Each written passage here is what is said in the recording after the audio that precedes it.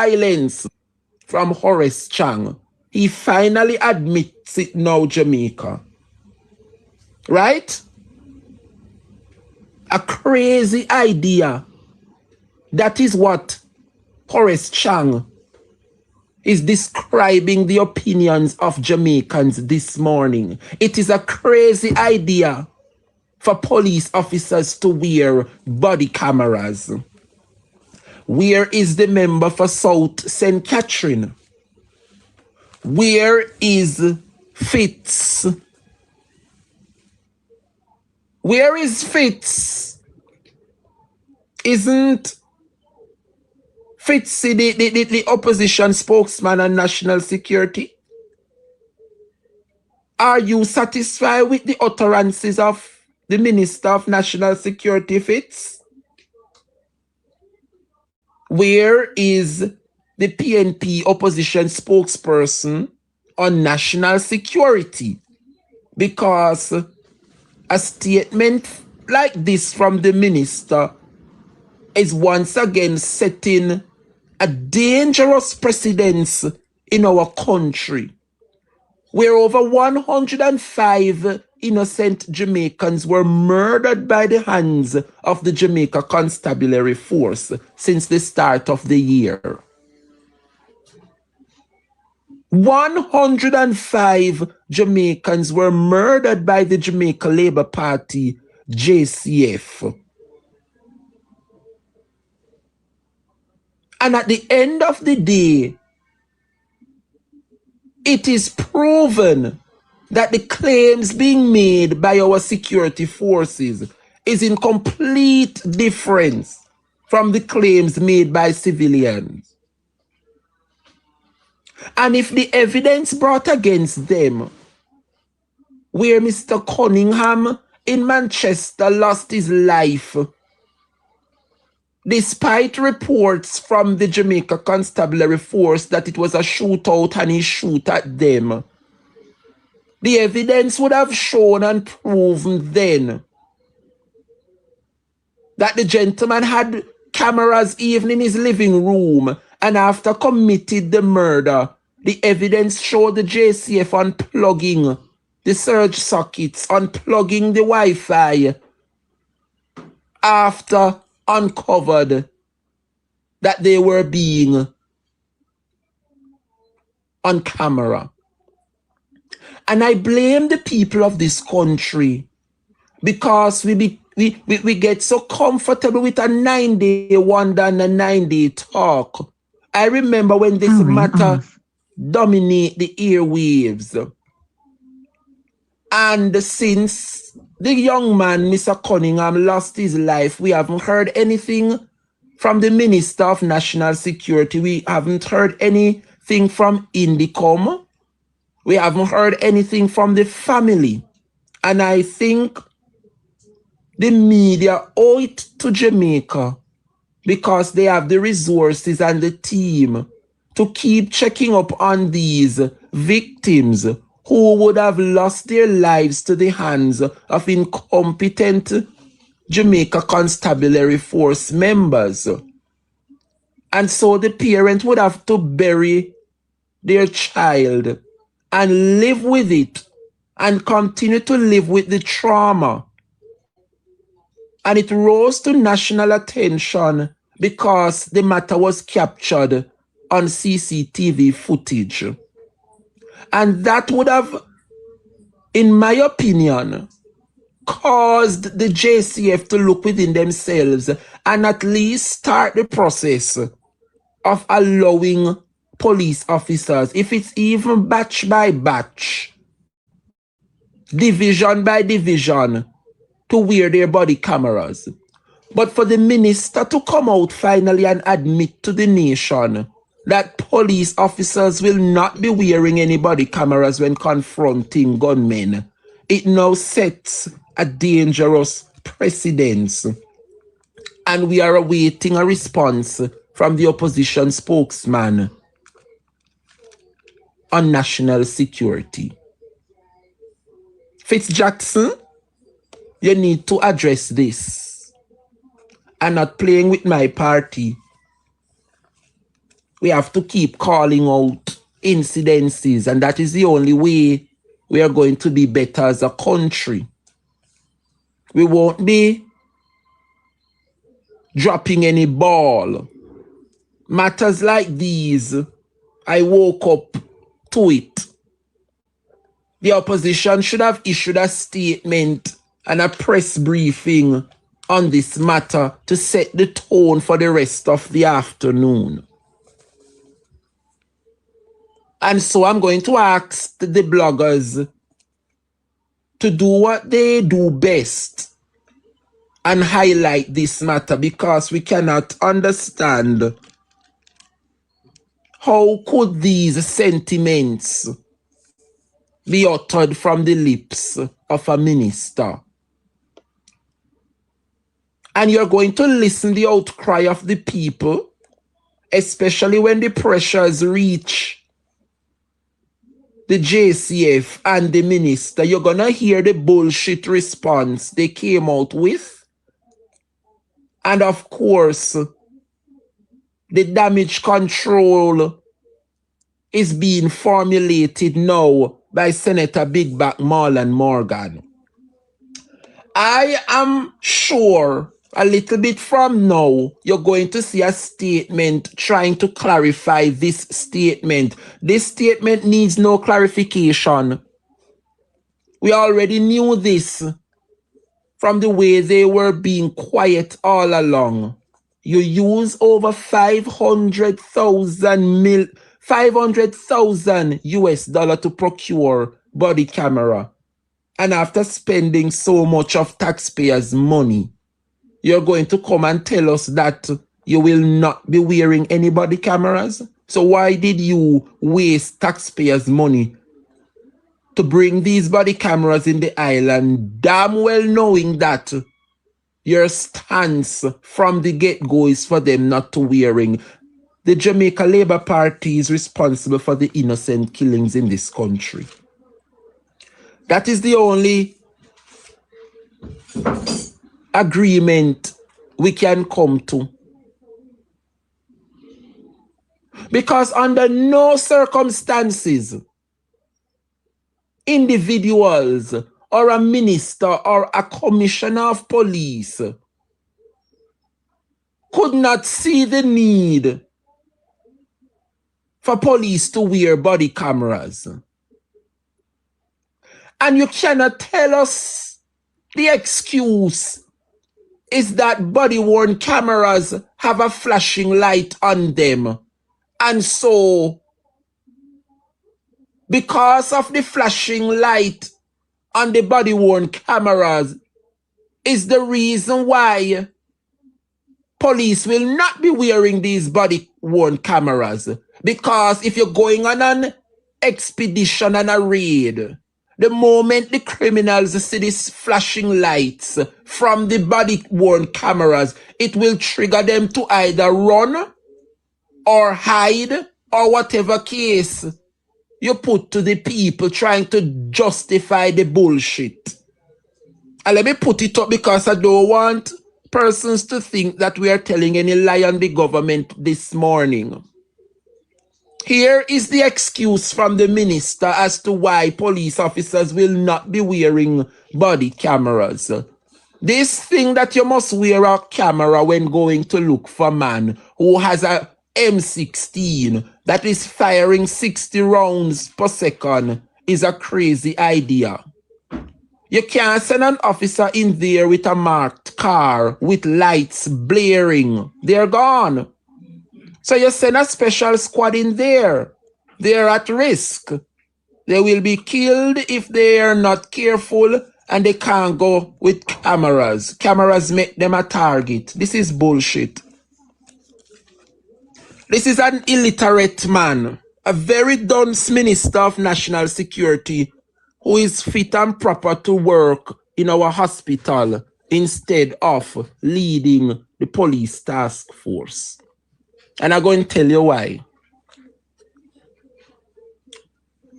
The first thing with this is, if you notice the statement, trying to get sympathy from the public. When you're going to use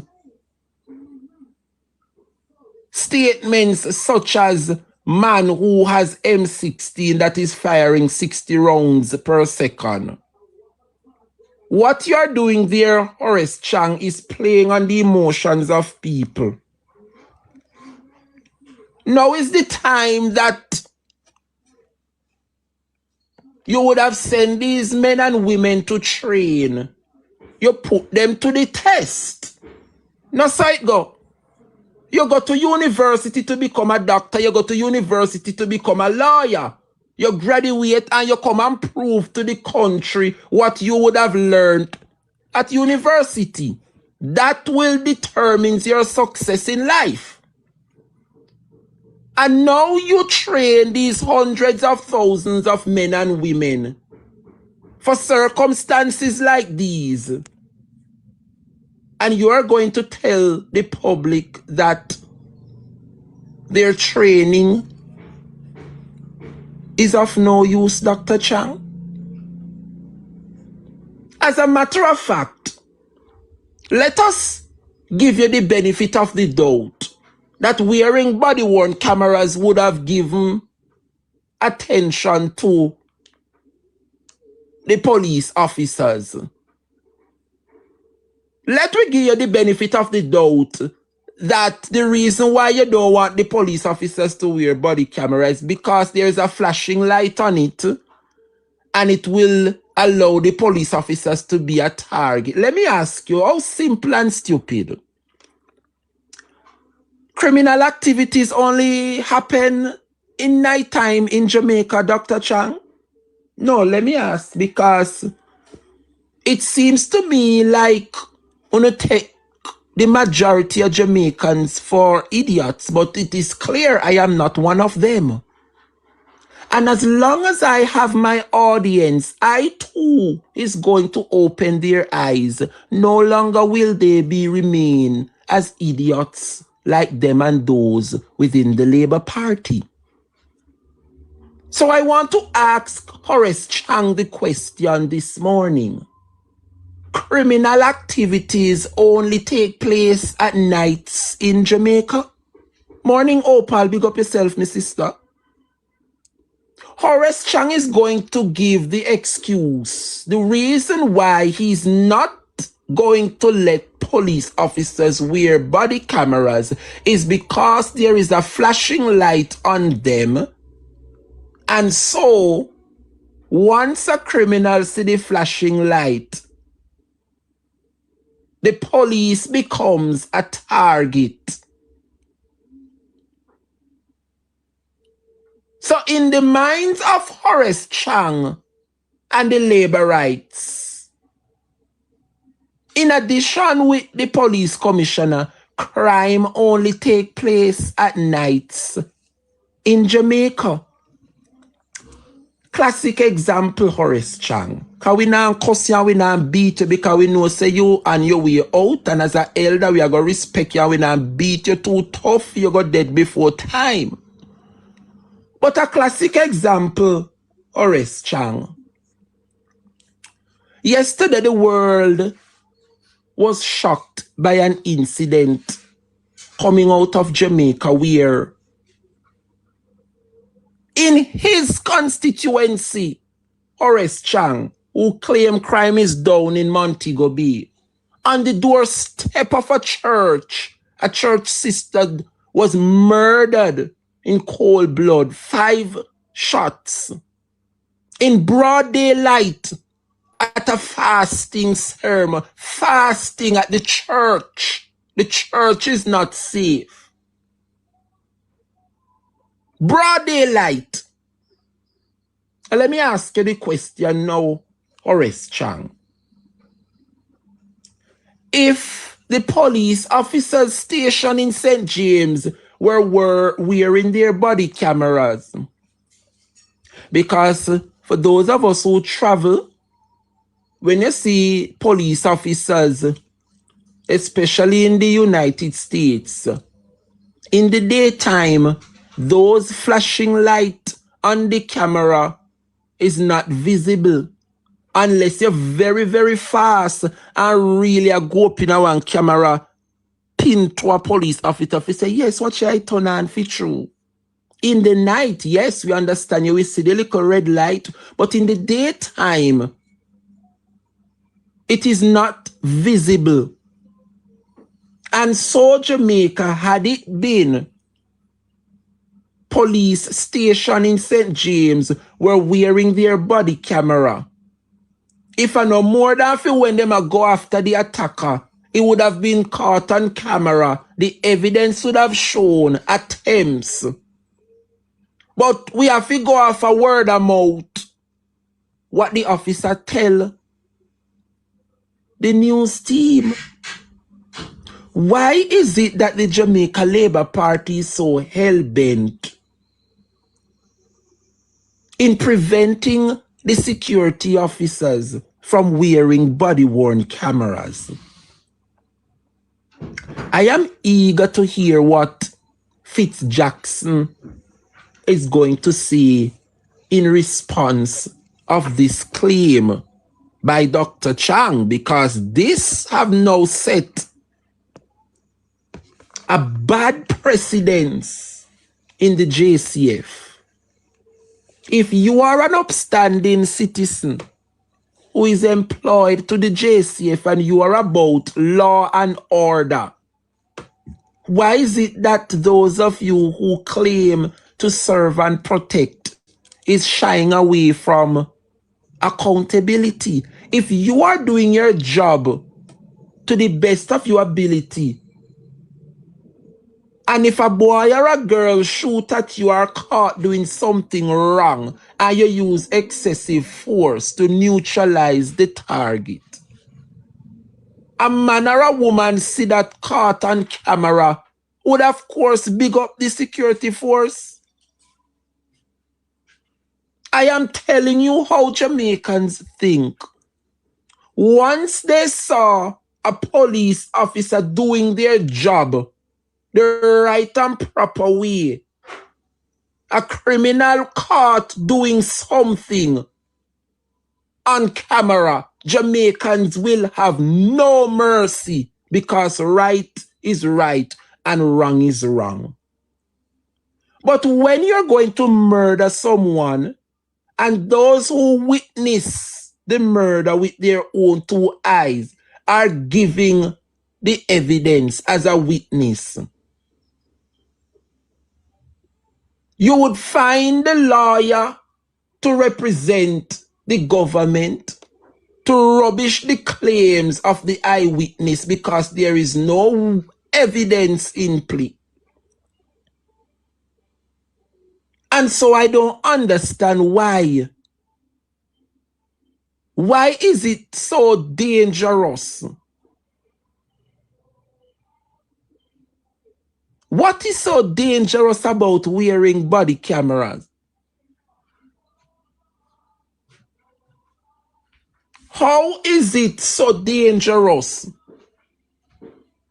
for the police officers to wear body camera? You are wearing your body camera in broad daylight. And for those of us who know how the body cameras, here is an example on the screen. It's not like one flashlight where you turn on and the flashlight is shining at your eye. It's just a little ring light. For those of you who have cameras at home, when you look up in the camera, you know, see one little red something turn on in there. You know, answer me in the comment section. No? For those of us who have cameras at home, for those of us who have on a television, you see a little sensor light now on the TV. Not true. When you plug in on the TV, one red light come on for sure say plug in. Not true. All right. What is so dangerous about that little red light? That Horace Chang is totally rubbishing the claim that body-worn camera is dangerous. I am eager to hear what Jackson is coming out with, because he must come and set the minds of the Jamaican people at ease, because this is a dangerous precedent being set by the minister and it has been co-signed by the commissioner. So they waste yet again taxpayers' money to procure for these body-worn cameras, and now they are here. You are going to tell the country that they will not be wearing the body-worn cameras? Eh? Pure excuse. Jamaica in focus. But as I said, let us give them the benefit of the doubt, because here are his exact words. Because you know we not tell lie on them. The man say you can't send an officer in there with a marked car with lights blaring. They're gone. So all along police light will flash and do them work. So now it is a problem. So no one go in pan people in a community like thief. Right? If you are about to do, this is what I'm taking offense to, you know. If you are about doing your job properly, why is it that they are against it being recorded? If a police officer is about doing his job properly, there should be no attempt to push back on wearing body cameras. So Horace Chang is saying that the police squad is at risk because the little light on the body-worn camera will see them as a target for gunmen to attack them. Okay, Horace Chang, you find every excuse and every trick in the book to cover up on the nasty, dirty deeds. Can these lights be noticeably visible in daylight time? It is not so visible. So enough of the excuse, Horace Chang. This is the reason why this country will reach nowhere under the leadership of these people, because they are not about accountability. That is the hallmark of it all, you know. This is the reason why Jamaica will reach absolutely nowhere with the leadership of these people, because they care zero about accountability. That is the issue here. If something goes wrong, nobody wants to take accountability. And that is the problem. God forbid they go on a raid and another matter of mistaken identity is the order of the day. It would be shown on camera, and so the government will have to compensate that family for the rest of their lives. And that is the reason why we are here, because the government lacks accountability and they find taking account of a matter caused by them a problem. So it is clear that the Jamaica Labour Party cares more about their image as a party than the image of a country. And I think I can leave it at that. But this is bullshit. But I will say no more until I hear from my spokesperson on national security, Fitzjackson. I think I would have covered much on that matter. Totally unacceptable. These claims being made by the Minister of National Security. Dangerous. Dangerous claims. You find every excuse. No, get me wrong, you know, Jamaica, I understand. If you are going to use the excuse that there is a light on the body camera, but it is not like it is a flashlight with Horace Chang is creating the narrative. Say, once you turn on your body-worn camera, our flashlight, where when you turn on it, it light up the whole neighborhood. No. The body-worn camera is a simple ring light, yes. It is more visible at night. But in the daytime, you know, say turn on pan a police officer. So we want to ask Horace Chang and the commissioner the question. Crime and violence only take place at nights in Jamaica. Yesterday, when they murdered the woman at the church at fasting, that didn't take place at night. If there were presence of security forces wearing their body camera, they would at least see the criminal running away from the scene or something would have been captured. But because the fight is to rubbish the wearing of body camera, this is the reason why we are here, you know. Because nobody wants to take accountability for nothing. And another matter that I want to point out, I realize that the JCF care about them status more than anything else. And I'm going to explain what I mean by that. The police, them probably know what I mean. But me not come about uno police, me come about the ordinary man and woman we not understand. So let me make you understand something this morning. You see, when you go to one police station, and when you go there, it's a must that you see somebody at the front. Just like when you go to work, who work a hotel, who work a kitchen, and uno boss write one schedule and say, 3 hours depend the morning shift, how much hours the afternoon. That is how the security force operates. Them write a schedule, some station at the front, some depend patrol, some they that everybody have a schedule. So when you go to a police station and you see 1 or 2 person at the front and you go to them with a matter. Maybe you and somebody in your family have problem, domestic dispute, your man lick you in your face, you drive accident, whatever the complaint is, you go there and you are explain what happened. I realize there's an issue with the JCF where whatever matter you bring to them, they will seek to address your matter based on their ability to solve the matter. So you see, if you go to them and you tell them, say your baby father beat you up, and when you give your statement, you can tell them where you go pick up the baby father, where your baby father work, in address, all of those little details, that police officer who is taking your report is quick to jump on the matter. Because why? When you go pick up your baby father and charge him for battering or whatever and carry him to court and the court say you're guilty, boom, that police officer where you give that case to, you know, gone up in the ranking, you know, because the record show say corporal so-and-so or constable so-and-so was man able to solve that case. Boom, you get a ticky.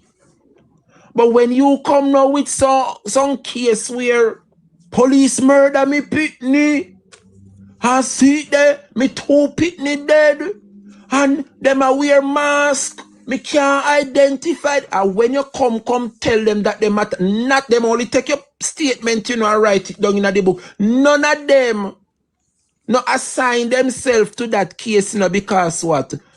Are you aware that when a police officer take on a case, whatever complaint you give them for the day, if you come and make complaint, 3, 4, 5 complaint for the day, and you sign to it, say corporal so-and-so took this statement, corporal so-and-so is responsible for act on the investigation, you know.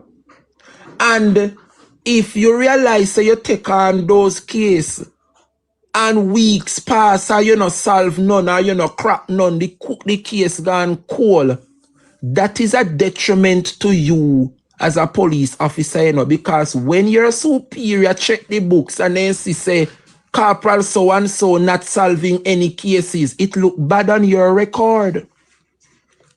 And that is the problem with the JCF, one of the problem today. They care more about them standing in the JCF. They are not taking on matters that will see them like them not working, unable to solve.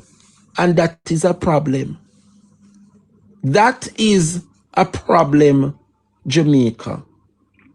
But This is an absolute rubbish that Chang come with. And don't be surprised, little later on, you see Marlon Morgan shove out at the damage control.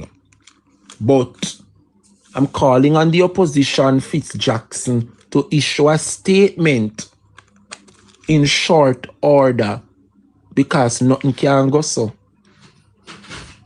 Nothing can go so, Jamaica. Moving on. Jamaica. The Jamaica Labour Party finally confessed that the rich and powerful people are the ones fueling illicit trade. Remember earlier, Dennis Chung come out, see me here, come say progress being made in battle against illicit trade. Well, the case solved. The case has now solved, Jamaica, because Arbin Hill come confess to we. Says the rich and the famous and the powerful, like them and those like himself, are the ones fueling the illicit trade. We don't want to hear nothing more than that. Finally, poor people name no call upon something. The Jamaica Labour Party is confessing this morning that it is the rich and powerful of the country continue to fuel illicit trade in this country. Can you imagine? Just when you think you would have heard and seen it all, the Labour Party never ceases to amaze. Never ceases to amaze the country when it comes on to wrongdoing. Arbin Hill come admit that it is the rich and powerful are the ones in Jamaica fueling illicit trade. Well, thank you for confirming what the average poor has been saying for all these years. Have you no shame, Labour rights? Have the Labour Party no shame? Can you imagine? Unbelievable. Arbin Hill confess you are the rich and powerful a fuel illicit trade. But Arbin, no, you are the Minister for Industry, Investment and Commerce. So if coke and drugs and the things them are enter and exit the country, you are the minister. Are you responsible for trade? So how gun and drugs are trade? And you are come and tell us you are the rich and the famous a fuel it. And you are the minister. How about putting an end and stop to it? Stop bypass procurement guidelines and stop bypass customs duty for your friends and the rich and powerful. It's that simple, you know. Put the country above yourself and your party.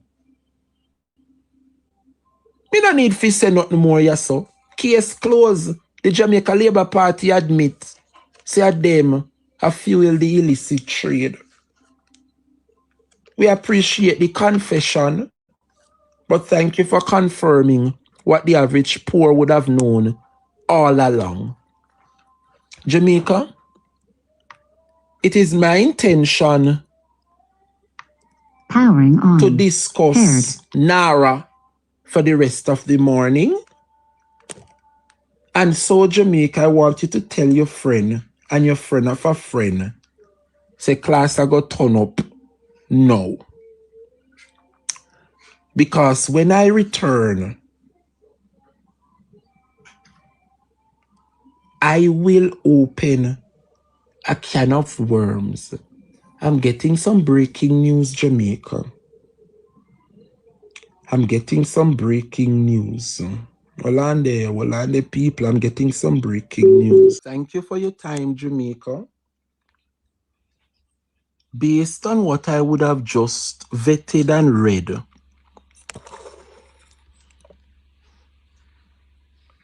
I'm getting some information as to how you want to know the title of the song. The song is entitled Celebrate Me, and the artist is Inga Rose. Inga Rose, Ingarose. Celebrate Me by Inga Rose. Very nice song. Yes, Inga Rose, Ingarose. Inga Rose, Celebrate Me. Now, Jamaica, I'm just getting a bit of information as to what transpired yesterday in Montego Bay. And it seems as though politics is involved. According to information reaching me a short while ago, it is said that the incident that transpired at the New Testament church is as a result of the church not conforming to the request from the Jamaica Labour Party to join forces to spread the narrative that crime is down. And so what transpired at the church yesterday is a result, a warning for them to form in line. This is shocking. My sources are telling me, Jamaica, that the government realized that the church is powerful, and with the church on their side to push the narrative that crime is down, give thanks and give praise for the work of the government. But because the stance of the church is not to get involved in politics, a warning was given yesterday which caused the life of an innocent woman.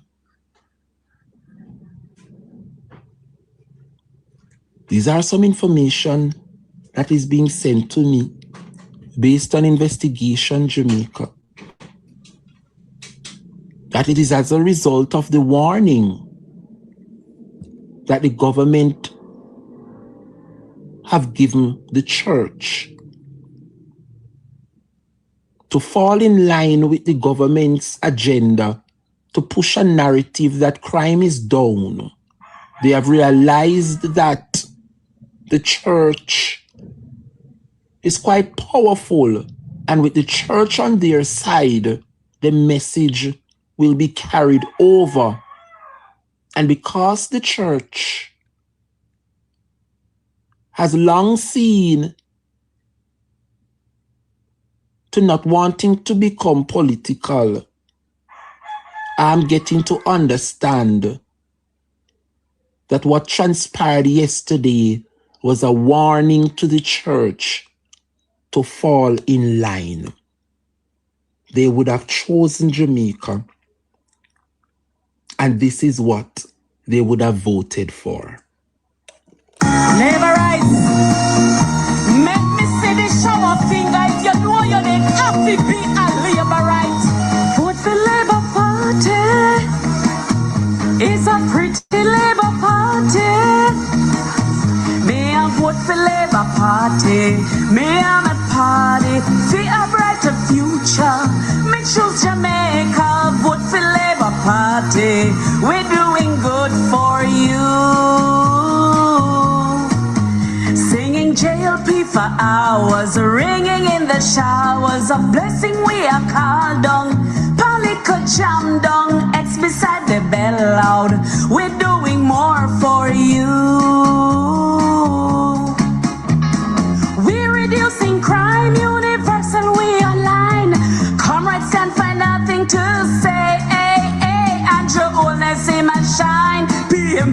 takes a time, but labor rights will always lead the way. Singing JLP for hours, ringing in the showers, bells before the whole world. You're doing good, girl, man, them way I stand proud. JLP good for you.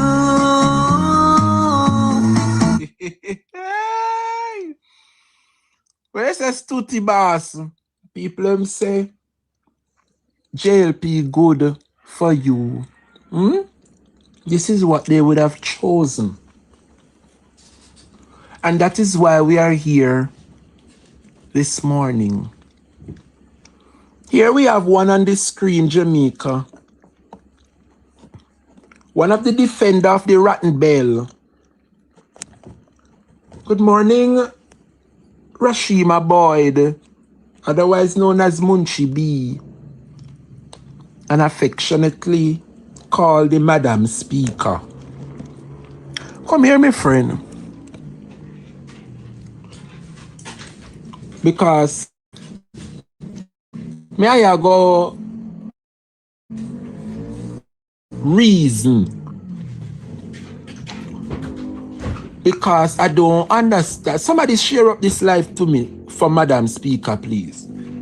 I want at least 10 somebody click the share button and share it to Madam Speaker. M-A-D-D-A-M-E Speaker. Find her for me, please, class. When you share it, type in her name so you know say it reach her DM. So if she see 1 and 2, somebody send it to Well, you say Helen. Helen says she's listening in. Yes. I just want her to comment. Comment no munchie, just like how me can go in your camp any day, any time. I make my presence felt and comment. I make they know say me did it. Comment over your son no munchie. Remember we not mute you now, we not black you because we like to beat and teach the labor rights them. Now Jamaica. I realize that Munchie continue to defend the Rotten Bell. And we want to compare the Rotten Bell to that of the Rotten Nara. Yes, people of Jamaica, this morning we want to speak about the Rotten Bell and its similarities to the Rotten Nara. Here we have a staunch supporter of the Rotten Bell, Munchie. And because she's a staunch supporter, we are going to educate the supporters of the Rotten Bell and put them in a category where they belong, just like the Rotten Nara. Yeah, because if you support the Rotten Bell, it means you support the Rotten Nara.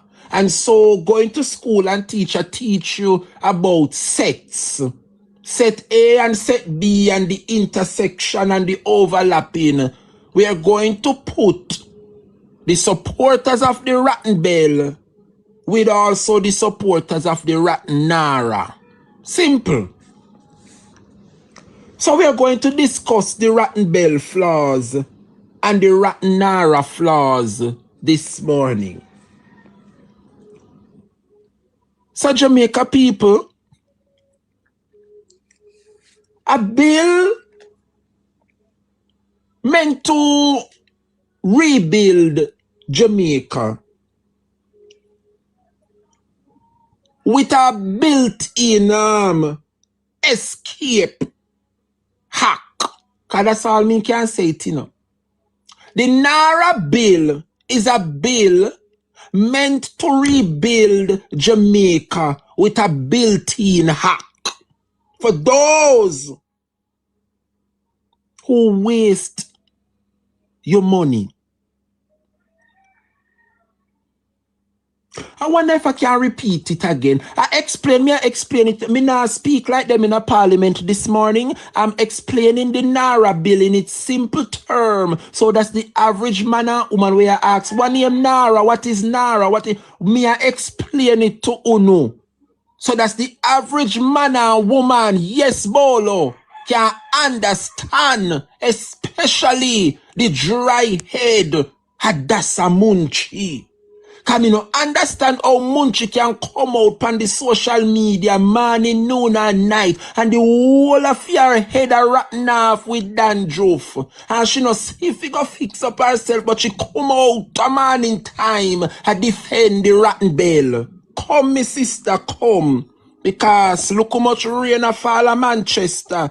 And you know, if you set one bucket, if you catch little fresh water, if you have it, if you soak your head. But you come on social media, attack and defend the rotten bell. Come sit down.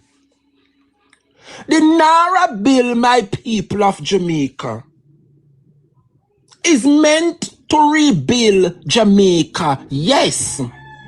But it is meant to build Jamaica with a built-in escape hack attached to it. I'm going to repeat it again. The Naira bill is meant to rebuild our country, but this bill has a built-in hack to it. And so we want to unravel the many rotten clauses that make up the Jamaica Labour Party rotten Naira bill. And so we know that any entity has a CEO, and the CEO employ the workers to carry out the duties of the institution. One such institution that the government wants to bring on board is now the Naira. For many of you who do not know what Naira is, you know they love the acronym. Naira is an acronym that stands for National Reconstruction Resilience Authority. All right? Repeat after me, students. NARA means the National Reconstruction Resilience Authority. Now, like how now go come up now with this entity named NARA. This institution I go have a CEO. And so Jamaica, the first rotten clause where we find in the rotten Naira bill proposed by the Jamaica Labour Party is that for the CEO, the boss, the question I want to ask the individual who will take up the responsibility as CEO, the first question: what happens when the CEO of this new authority misuses public funds? What will be the CEO fate should in case he misuse taxpayers' money and we find out and we catch him? That is the first question I want to ask the labor rights who are championing and supporting the Naira bill, such as Madam Speaker Munchi B, who continues to defend the rotten bill and the rotten Naira bill. Are you aware, Jamaica, that the rotten Naira bill where the Jamaica Labour Party come to the parliament to present to the public, they damn well know so we have the likes of a Mark Golding over there, you know, and they know we have a brick when it come on to laws named Haysat Buchanan. And you know Zulika just no ramp, I must be about 5 lawyers we have over there, plus we leader. And Jamaica, the first rotten clause where we point out in the bill has to do with the CEO. If the CEO, Jamaica, misuses the funds granted to him at NARA. Based on how the Jamaica Labour Party bring the bill in front of we yesterday for us to sign off and if it turn it into law, just like how them bring it to we, the law in its current form, as so them present it to we are present it back to UNO. So Jamaica, the way in which they bring the bill yesterday, Tuesday, or the day when they try to pass the bill, as the bill is currently drafted, Jamaica, it is simple. That when I read it, Jamaica, if we find out, say the CEO do anything wrong, such as stealing public purse money, when the matter is brought up and we catch him, when I read this bill, it is telling me that all the Prime Minister would do is fire them and move on. I wonder if you now listen to me. We are discussing the NARA bill proposed by the Jamaica Labour Party. I'm going to repeat it again. Morning, Comrade Sandy Solid and listen, big up yourself, my dear. I'm going to repeat it again, Jamaica. The first rotten clause where we find in the NARA bill. If we realize that the CEO do something wrong and misuse the taxpayers' money, when the matter is brought before the Prime Minister, that's all the Prime Minister can do and will do is fire the CEO and move on. That is the full extent of the accountability. That is what the NARA bill is proposing, you know. If ever want to find the CEO at NARA should ever do anything wrong, and we find out that it was wrong, to hold that individual account is to fire him. So if them thief $10 billion from down at NARA, and the Integrity Commission dig up and find out, and the Auditor General dig up and find out, say the CEO thief $10 billion, all will come from it is that Andrew Holness get up and fire in friend. When him friend don't thief the $10 billion, no charges, no criminal account, nothing to bring before the court of law. That is what is in the bill. Exhibit A, Rotten Clause A, presented by Munchibi and them and those of the Labour Party. Now, my lovely people, we are break down the Rotten NARA, you know. So we are asked the Labour rights them. We are champion the NARA bill. That is something for you to champion about. Uno come across PNP about how PNP is enemy of progress. We are seeing the dangers that lie ahead. And nothing is wrong if we are being accountable as an opposition. We are not fighting the NARA bill. We believe that NARA is a beautiful thing. People want rebuilding their communities. But at the way the current bill is, it has too much flaws. And once you fix the bill and amend it and take out them rotten clause, yeah, we will support the bill. But as it currently stands, there is too much fault and too much flaws. And we, the opposition, will not be a part of something that our people will look back and say, how our poor people and our past leaders managed to make such mistakes. We will not be a part of it. Let us continue, Jamaica. Hold on the because daddy are going bad in my background. Hold on the people.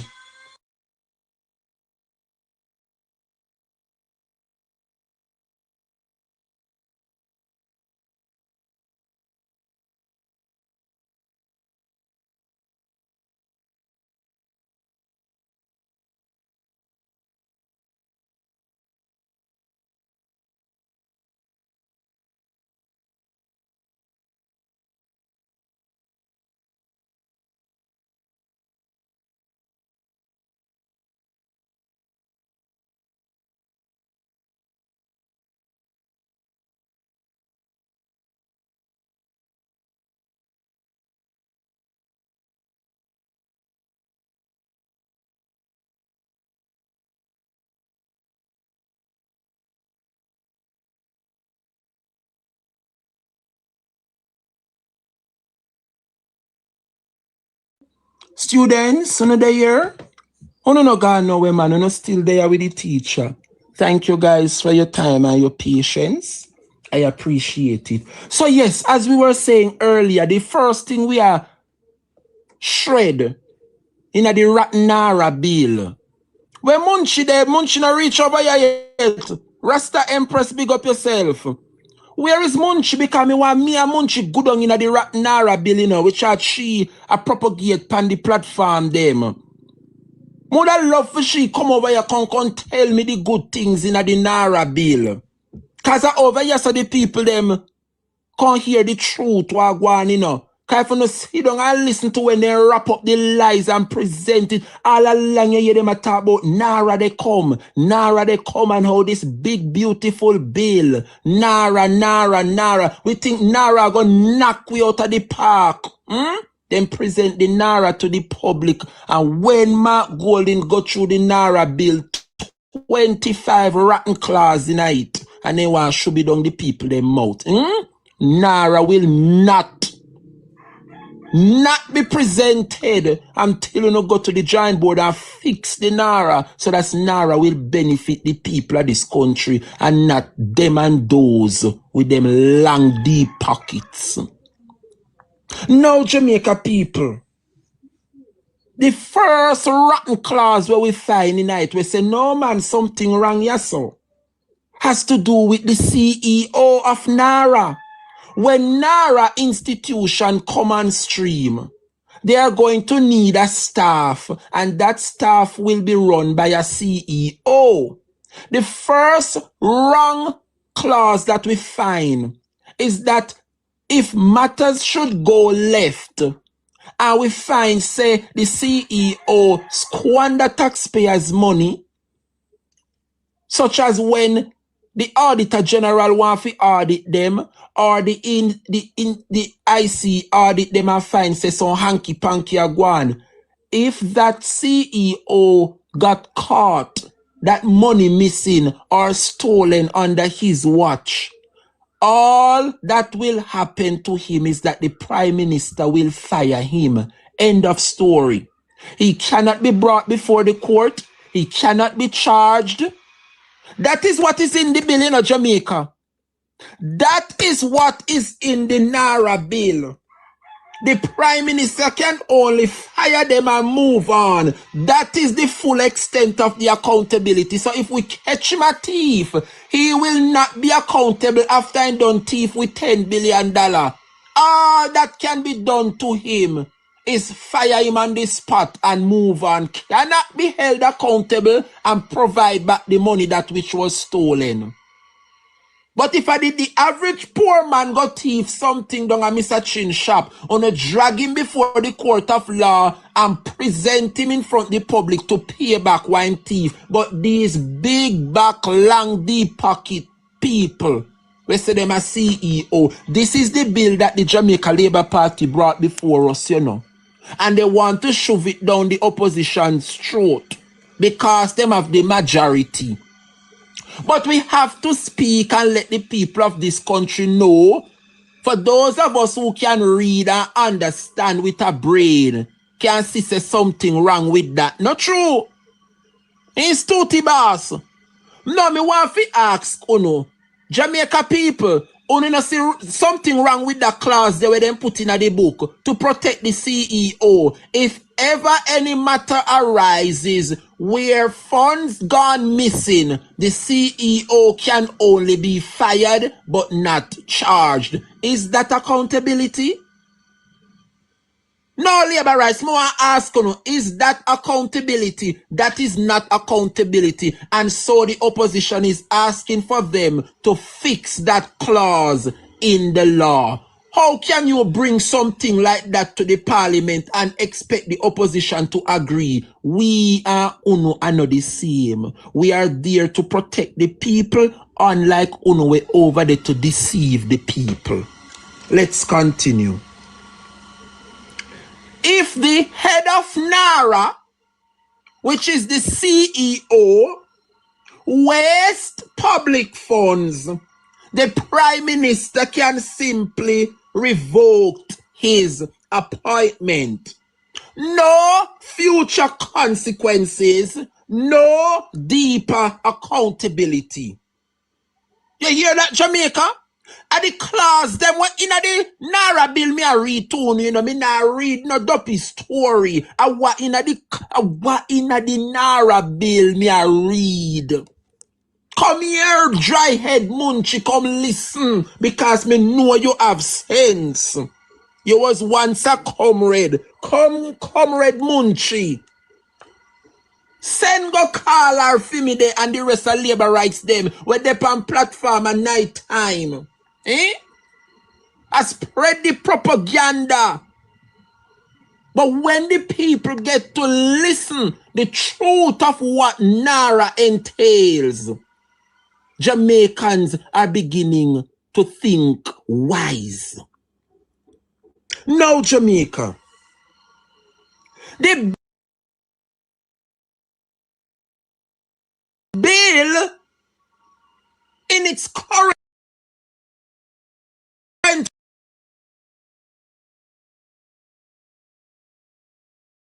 overall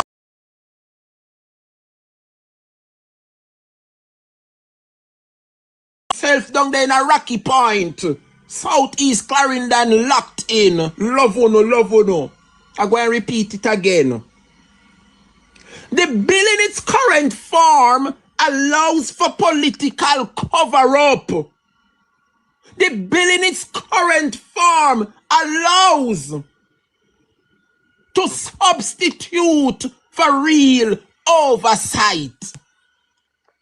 So what this clause is saying, that whoever them put as the CEO for run NARA, if ever something go wrong when money start go missing, the only thing can be done to the CEO is to fire him. Revoke his appointment. You cannot drag him to the court. You cannot bring him before a tribunal. You cannot charge him. That is what the Jamaica Labour Party brought before us in the parliament to sign. So taxpayers are left footing the bill with no meaningful recourse. I am demanding, Jamaica, that these clauses be revisited before the bill can be ready to be passed. Can you imagine? You don't rebuild a nation on a foundation of weak accountability. Hello? Where are the labor rights them this afternoon? 2 minutes past the hour of 12 noon. Wow, no there. Come here, Munchie, wow, no there. How can you want to rebuild a nation on a foundation of weak accountability? Can't work, Munchie. It cannot work. We must stand for accountability and principle. Can you imagine? The Jamaica Labour Party bring a bill before the Honorable Parliament and seek the support of the opposition. to turn the Rotten Naira bill into law. And when you read through the bill have 25 rotten clauses, meaning mistake after mistake after mistake. Wrongdoing after wrongdoing after wrongdoing. The bill have 25 loophole for corruption. And the Jamaica Labour Party brought the bill to the House, seeking the cooperation of the opposition, as though they thought we are dunce like them. Hello, somebody. If the teacher go and go, tell the teacher, somebody tap up the screen, nice up the class, send up the rows, the anart me. Don't forget my life goal for the afternoon. 5 money gonna get 3 already. I mean, no God I go bless me with 2 more. Yeah. Can you imagine Jamaica?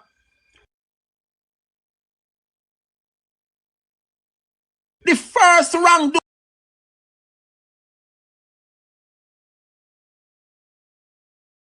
find wrong in the bill. The CEO, if you no find him guilty of stealing from Naira, you can only fire him, but you can carry him to court and charge him to repay or sentence him. He's being protected. So this bill, in its current rotten form, where then carry for us to sign Jamaica, allows for political cover-up. And when me say political cover-up, look at it. Andrew is the prime minister of the country. Andrew is the one that is piloting the bill. And him bring it come at the house.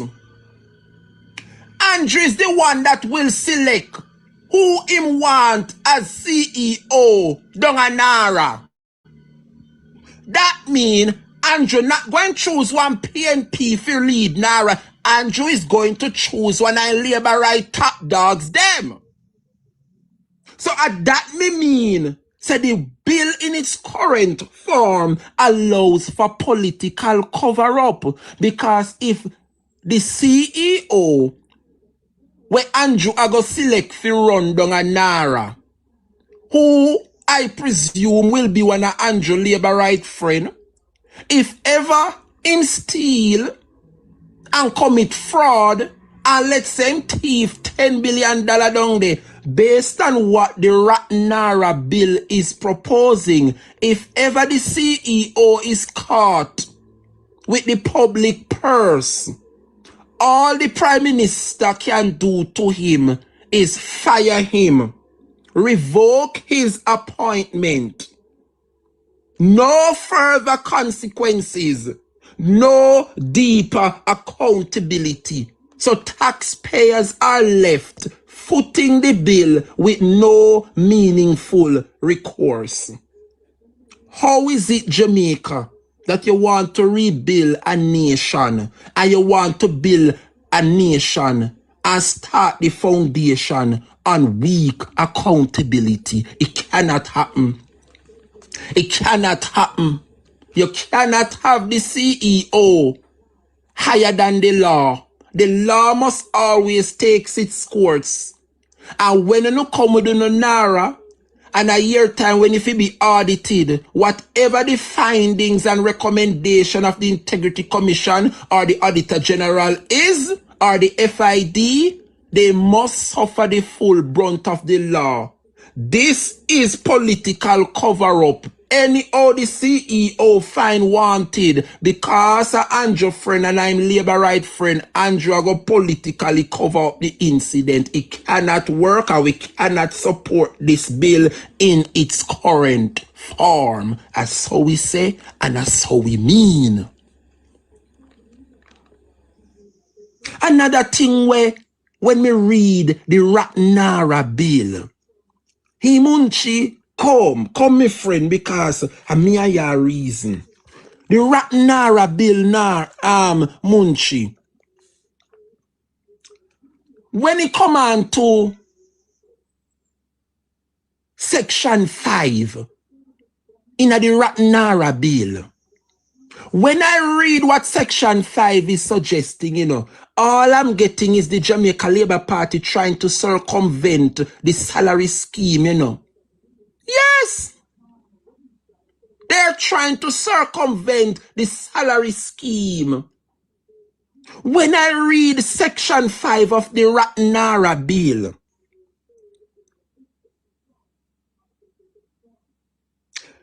it's like them try to set one salary cap, you know. The CEO and the staff, where they would hire to make NARA function and run smoothly under the authority of NARA. So the CEO and the staff, right?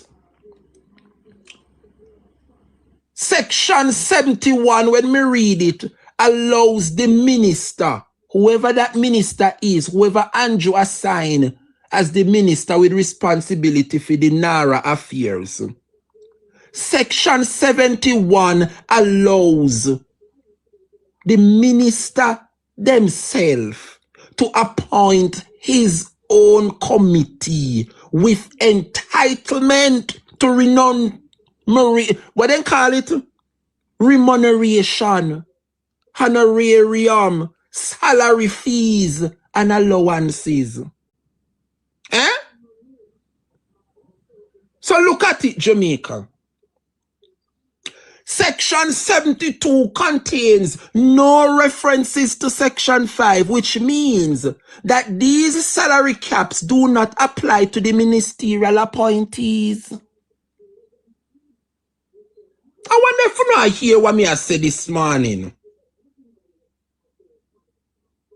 This is not oversight. It is an accountability gap. There is a gap in accountability there. And gaps like these, Jamaica, are exactly how public money disappear without consequences. Can you imagine? I am therefore demanding, Munchi, so you tell the Labour Party that this legislation be tightened up. Tighten up the legislation before you pass it. You cannot build a national resilience, and a foundation that leave the public purse wide open. Can you imagine? You cap the CEO salary, you know. So let's say the CEO I get $500,000 a month. The CEO is responsible to hire the staff, right? And if you cap the CEO salary, why not cap the staff them salary too? No, you make the CEO have the opportunity to hire the staff, and the staff them salary cannot be capped. So you can call in your big dogs, them are your big friend, and give them $1 million salary per month. What can go so? The public purse wide open on the Labour Party, you know, think. No, what can go so? Me say the bill rotten from top to bottom. Me is a lame person, and that's the second thing me discover so far. The first one was the CEO, now is the capping of the salaries. So here them have the CEO salary cap, you know. When me say cap, me mean just like, you no pay a police person a certain amount, you no pay the nurse a certain amount, you no pay the teachers them a certain amount, you no pay we ordinary minimum wage, 17,000. That's what me mean. You no cap the salary for the CEO. But what the Jamaica Labour Party propose are several loopholes in the Ratnara bill, where the CEO salary is capped. So that means Andrew would negotiate with whoever and put there as a CEO and say, boss, how much you want as a salary? You want 500,000 a month? Alright, me I go put your salary at 5, whether nothing a go on or something a go on, you still go get your 500,000. But I am going to allow you to nyama food on the side by hiring who you want. So with the CEO having the reach to hire who him want, him a go bring in expensive top dog fi come in and put him in a one position we can pay him $1 million a month. And that the bill I say, the bill is not oversight worthy. No one is there to oversee this bill. There are several accountability gaps. And with gaps like these are exactly how public money disappear without any consequences. And so much be, may I tell you, if you tell your party, if you go back with the Ratnara bill, you can't want to say you a bill national resilience. And a foundation that leaves the public purse wide open. Cannot happen. Cannot happen. And furthermore, me want to ask Munchi. Munchi, me want to ask you and the Labour right them. When it come on to the Nara, who are going to be the minister responsible? Because when me read the bill, you know, the bill no say a thing about who are the minister, you know. Not a thing about who is the minister with responsibility for Nara. And when I listen, persons like Isaac Buchanan, I respond to the bill. Right? When I listen to Isaac, basically what Isaac is saying is that the suggestions that they must suggest with these rotten, dirty clause, it cuts to the heart of how legislation can unravel once it leaves the chamber.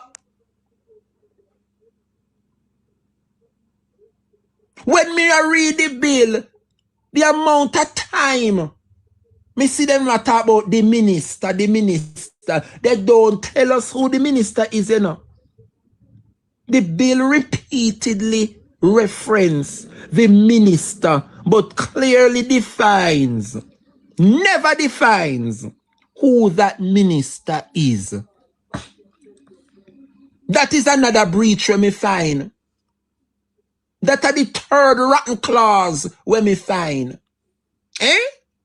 The bill numerous times repeated references about this minister in the bill. The minister no have no name. They never clearly defines who that minister is. And therefore, the schedule separately outlines powers belonging to the Prime Minister, including the revocation of the CEO's appointment. And so Jamaica, if the Prime Minister and the Minister are one in the same person, the bill become internally contradictory and legally problematic. Mighty God of Daniel, Andrew want be the minister and the CEO. But you know, tell you in the bill, you know, they reference themselves as the minister. Not a minister, the minister is Andrew. Andrew want be the minister, Andrew want be the CEO. But you know, tell you in the bill. You don't think the opposition are idiot? You don't think the opposition are know if shred through bills? You can't want to put bill before the house so vague. I refer to person as the minister. No, we need clear names. These kind of vague draft legislation won't work with the opposition labor rights. We're smarter than that. The vague drafting does not stay in Parliament. It gets handed to judges. Listen to the severity of what the Jamaica Labour Party is doing. When they bring certain legislations like these to pass in Parliament, and when you put some rubbish in it, such as not identifying the individual and I call them names like the minister, the counselor. They have a name.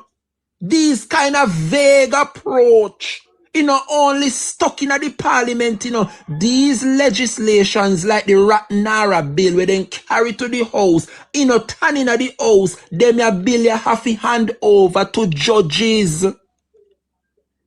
So that in case persons breach the laws concerning the Nara bill, the judge would have read the Nara bill and what it entails, so she can hand down a judgment. But when you put certain vague clause in the bill, such as omitting, deleting the person with responsibility name and call them and reference them as the minister. The minister of what? The minister of who? This kind of vague approach, Jamaica. A bill like this, it does not stay with Parliament. It is passed on to our judges in the courts. In case something goes wrong, the judges would have read these bills and can hand down their judgment. But when Andrew Holness and the Ratnara clause is stipulated in a manner like this, it allows the judge to act on their own distinct. So say for example, they make a mistake like this in a clause and them no fix it now in a parliament. When the bill hand over to the judge is going to rule because the judge can't go send it back to parliament for them to fix it. And we fix it now in parliament and hand it over to the court in the hands of a judge. You know, see what they don't like me, J. Brian, because me I talk the things them in a language one can understand. Where is Munchi to come and listen the realities of the Ratnara bill? Had them you no bring come and give me good leader for sign for turning a law? You know crazy? You know crazy? Eh? Can you imagine Jamaica? This type of vague drafting does not stay in our parliament. It gets handed over to our judges, who may interpret it in ways that parliament never intended. And that me I talk about. This remind me of a Vibes Cartel quote matter. If the laws of Jamaica were properly written, or when you say Vibes Cartel murder lizard, right? The laws goes against certain principle, and if them did fix it, and if the DPP did fix it, justice would have been handed over to Clive Lizard Williams' family. But because the Jamaica Labour Party appear rotten bill, them bring Kongi the judge them have to rule while in front of them. And we will not be going down that road with Nara bill. Nara have to fix in a parliament before it can turn in a law. I want to take with her. In watermelon, I want to take with her. Let me tell you something.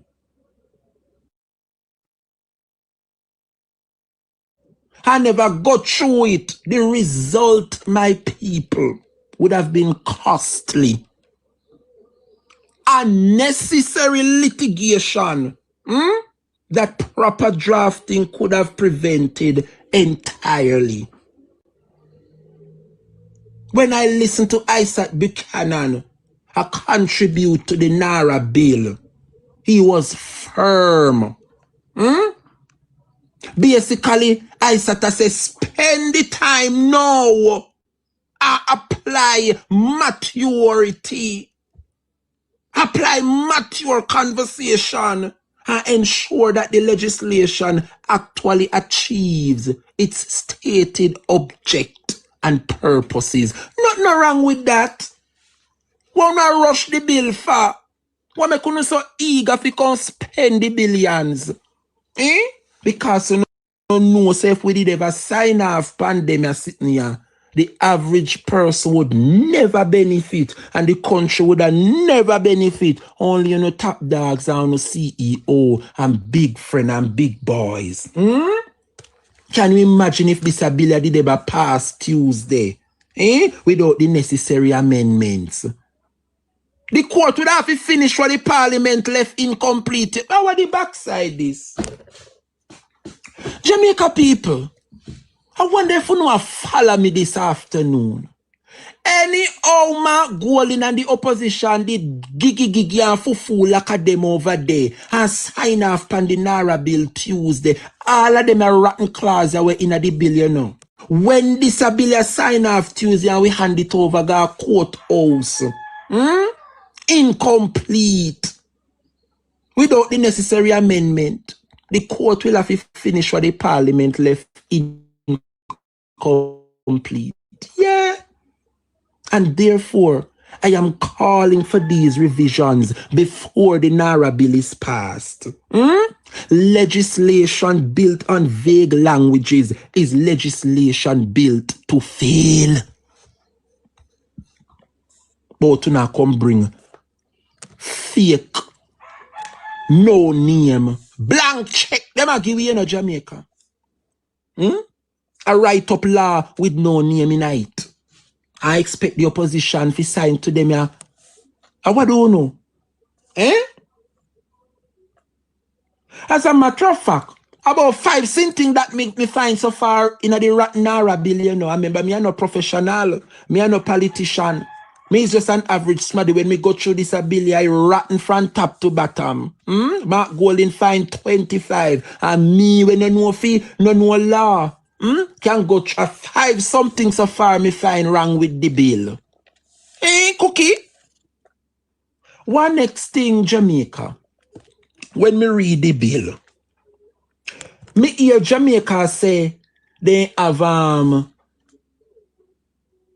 efficiency problem, implementation problem, and things that take a long time, and procurement take a long. Oh no, remember when Andrew Olness said the red tape and the yellow tape and the implementation and we have an efficiency problem. Oh no, remember? And with all of that thing identified, the man put one minister in place. What's your name? Hard Marks as the minister of efficiency. I never hear of a ministry in that before. When they want to waste taxpayers' money and they want to give their friend position, Ministry of Efficiency. Anyway, Andrew Olney said one of Jamaica's problem is efficiency and implementation. Things take too much time for you go through so this one, this a man for sign and parish council. Anyway, he identifies that it is a problem finally. But the Naira bill Jamaica, when I read it no really fix Jamaica implementation problem, he hide it instead of fix it. When I listen to the member for Northwest St. Catherine, Damian Crawford, who challenged the claim that procurement is our main obstacle. Yeah, I agree that procurement is a problem. It takes too long. But when Andrew Olness come out and I say procurement is our problem, efficiency is our problem, innovation, the time it takes is our problem, I have to disagree. Andrew is telling us a lie. Say efficiency is our problem. And I'm going to expose them this afternoon. Come here, dry head Adassa. Come here, labor rights. I want to say things that take too long and efficiency and implementation is a problem. Uno member said they currently have one roadwork sitting at one named Spark. Who remember Spark? Remember Spark, according to them, is in full operation as we speak, you know. Yeah. Yeah, man. Remember Spark, you know, for Spark to come and... Spark is just like Naira, you know. Spark is just like Naira. You have to go through the procurement phase. Yeah? You have to pass the bill. Things have to procure. Remember, Spark don't pass through the procurement and inefficiency. You know, don't pass through the procurement and the inefficiency continue. Remember, then say Spark was supposed to fix the nation's road and it's supposed to last 2 years. Must see $40 billion them are going to spend fix the nation bad road and it are going to run for 2 years. Remember the government said it go up now to 2030. I remember Damien Crawford was making reference to it and the member for North Central raised on a point of order, say a lie my tell and Damien if you go bring the evidence. We never say Spark had done none 2-year time. Them people are wicked in Jamaica. Who was watching the parliament when Damien Crawford was making his contribution and he said that the Spark program, which would have undergone procurement and have started, how many of us today still await upon the Spark to reach our communities? And when them done, them a talk about efficiency and implementation and how NARA, when formulate, is going to fix those problems. But Spark is currently with us and the problem is still with us. Still ineffective, no efficiency, despite it has been implemented. And the member is going to stand up and try to talk about point of order. Damien mislead the house. It is not there. We never said it'll last only 2 years and supposed to end 2027. It is there where the member says Spark will continue up until 2030. When you ask, the minister said him presume it was a mistake. Could you not remember his sister in the house? That is not good enough. That is not good enough. Everybody on the opposition side, we support rebuilding, but not a bill that risk corruption. And sideline small investors and concentrate power in one person. Not at all about to know no CEO. Can you imagine Andrew pass this Naira billion in this current state here with his best friend as the CEO for Naira? We bring aboard film contractor friend and in contractor friend get the boy them. I saw him get the vote them, you know. I saw you that get the vote them, you know, Andrew put in CEO down there as a labor right. This a CEO, you're getting big top contractor them. The top contractor get the little 100 barefoot boy them. Fish should want 5,000 a day. I saw him get the vote them, you know, Jamaica. Can you imagine? Even with a minister of efficiency, we say she name Audrey Marks. And I'll know Spark, despite being implemented, I'll know the people them road bad lakawa. And when then done them come and talk about efficiency. And NARA is to fix the problem. Ono did come out and say Spark is going to fix the problem, the efficiency problem what we have. Things that take too much time. Look around, if you don't see any road in our area they fix, but Spark come fix efficiency problem. Go ahead. Remember, you know Jamaica. So that is another problem I find. Where them say Spark is to fix efficiency in this country. Not no go so because Spark did it and Spark no fix no efficiency. So it's a lie wrapped up and tied in a bow and present to the people in a green. Remember, say them sell the NARA as a reconstruction authority, you know. So why is it that it can't do almost anything? Me want to know how long NARA go last.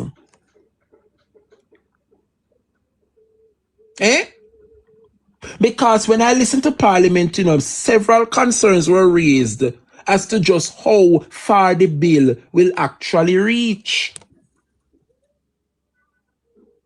Major institution, especially the public institution like Aldonga Victoria, Jubilee, and KPH. Them institution that could have fallen under NARA, you know, with no clear justification. Yeah. Because if the NARA is to build back the lives of those and put them back on track in Western Jamaica, The bill in its current form, Jamaica, gives the impression that as the bill states, it is national, which means the entire country. It's not a specific area, but then put it in this term as national. National mean complete, the entire country. Me not see St. Thomas a benefit from Nara. Me not see St. Mary a benefit from Nara. I don't see down a Trelawney a benefit from Nara. Worse, we in a St. Anne. They make it seems like Nara will be the driving force to rebuild Western Jamaica. But when you look at the word itself, National Reconstruction Resilience Authority, the word national mean in its entirety. The entire country will be benefiting. So how is it that you know tell we say Nara must be implemented because it going to be the driving force to build back the West? But when you look at the word national, then can draft up and say, oh, we have fixed KPH, we have fixed Cornwall Regional under the same national body as Nara. Nara can be used, Jamaica, to build the new parliament. Because I am sure, Jamaica, that when the Nara bill is passed, right? And the construction start to take place across the country. If we see things are built up down at St. James, things are built up down at Westmoreland, St. Elizabeth, and boom, we see then start make the new parliament down at Hero Circle. Persons automatically are going to assume that this new construction is as a result of the Nara.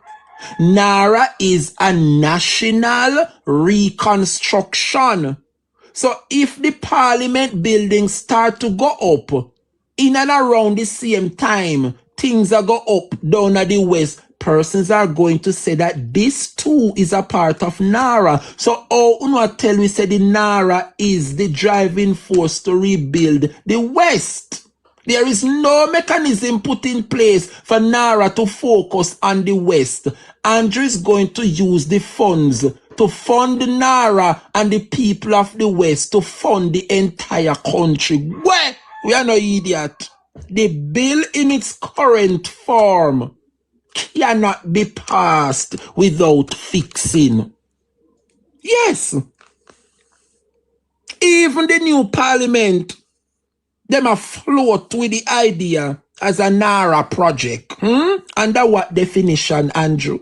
Munchie, come and tell me. I need you to tell me under what definition of reconstruction does the new parliament qualify? Because what they're trying to do, Jamaica, is to try to achieve their objectives from 2016. I will forever say that the best thing that ever happened to Andrew Holness is Hurricane Melissa. Yeah. Despite Jamaica, Nara runs for 5 years. The bill contains no date. Any project at any time can be placed under Nara. You crazy? Nara can issue directives to approve entities who are legally bound to comply. No clear scope, no end date, no limits, none whatsoever. And so, Jamaica, I demand that the bill be amended before the bill is passed. It needs to be gone back to the drawing board.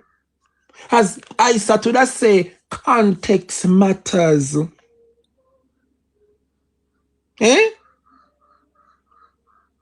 When you see legislation such as the Nara is brought before the House, there must be enough time for meaningful debate, serious intervention and proper scrutiny. We cannot rush matters like these.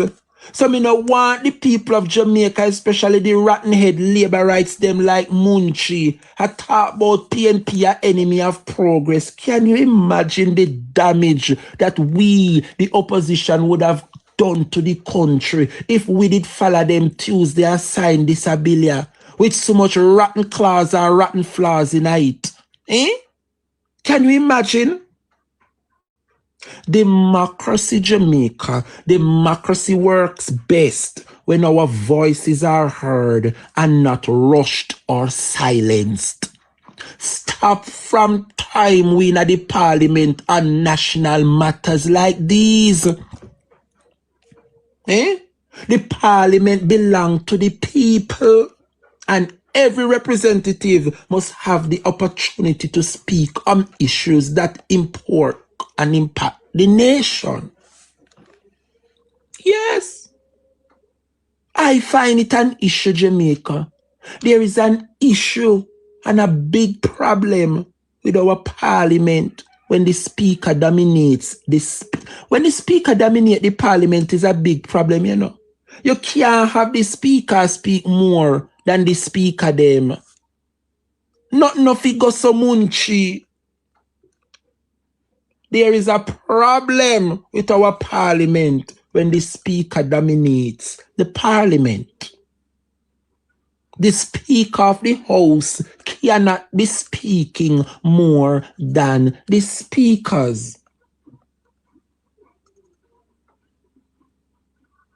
In addition, Jamaica, whenever you see secrecy paired with indemnity, the conditions are created for abuse of power. Criminal penalties for disclosure, weak oversight, unchecked discretionary spending, and after the fact accountability. These are not no signs of transparency or efficiency. You know. These are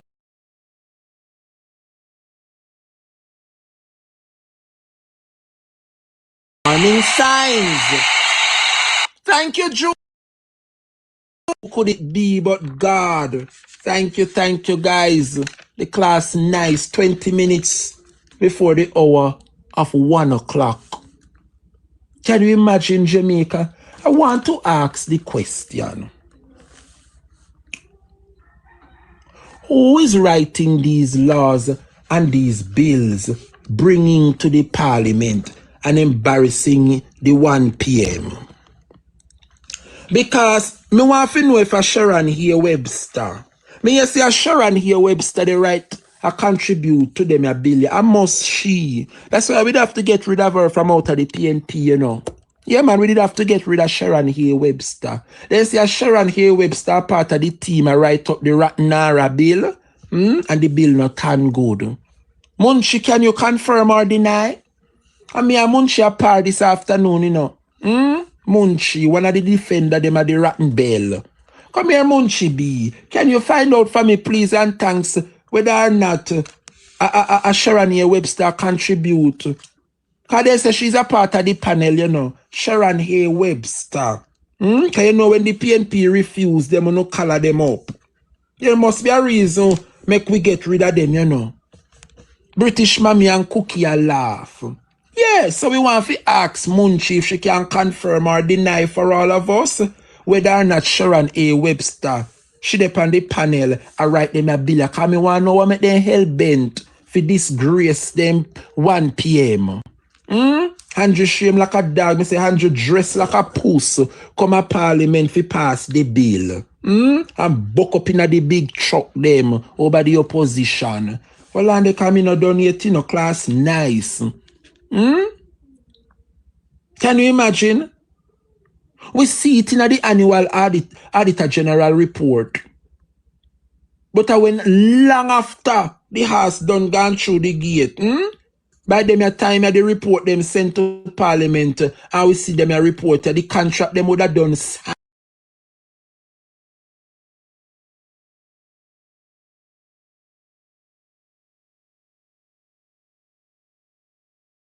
Hey, big up yourself. Thank you for the paper.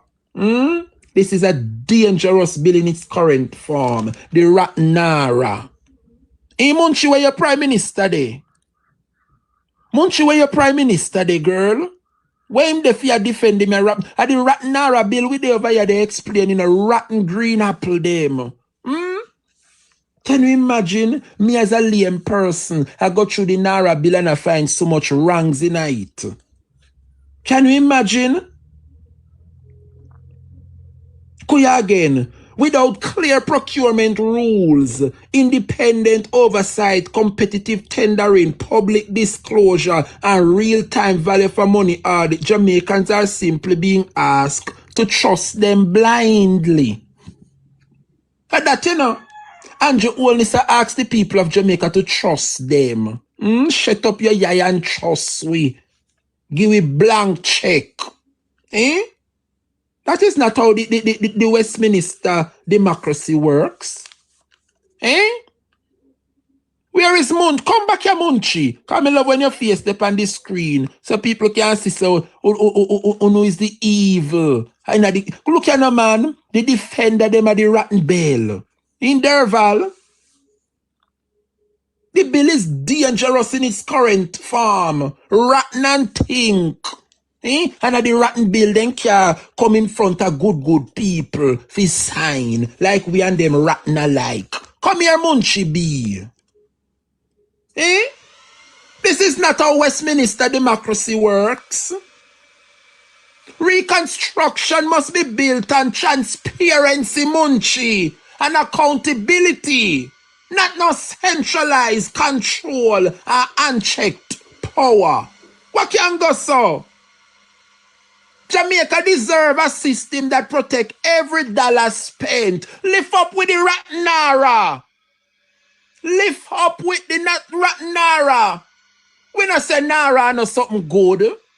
But you no can't want come with them a rotten billion in front of we and expect we fi sign to them. No, you have to amend them or something and set them good and then bring it back to us and then we can mark it and tick you off tick and say yes, them I mean good to the people of Jamaica. And you know what going to happen the end of the day? The dirty thinking labor rights them are going to take the credit for the Nara, you know. But none of them now go give the opposition the credit for go through the rotten Nara and set it good for the country. I bet you. People pande come here, Munchie. Cause bad to bad, you was a farmer comrade. Me know you can't speak the truth. The labor rights them are going to take the credit for the Nara. Right? Good afternoon, Jews.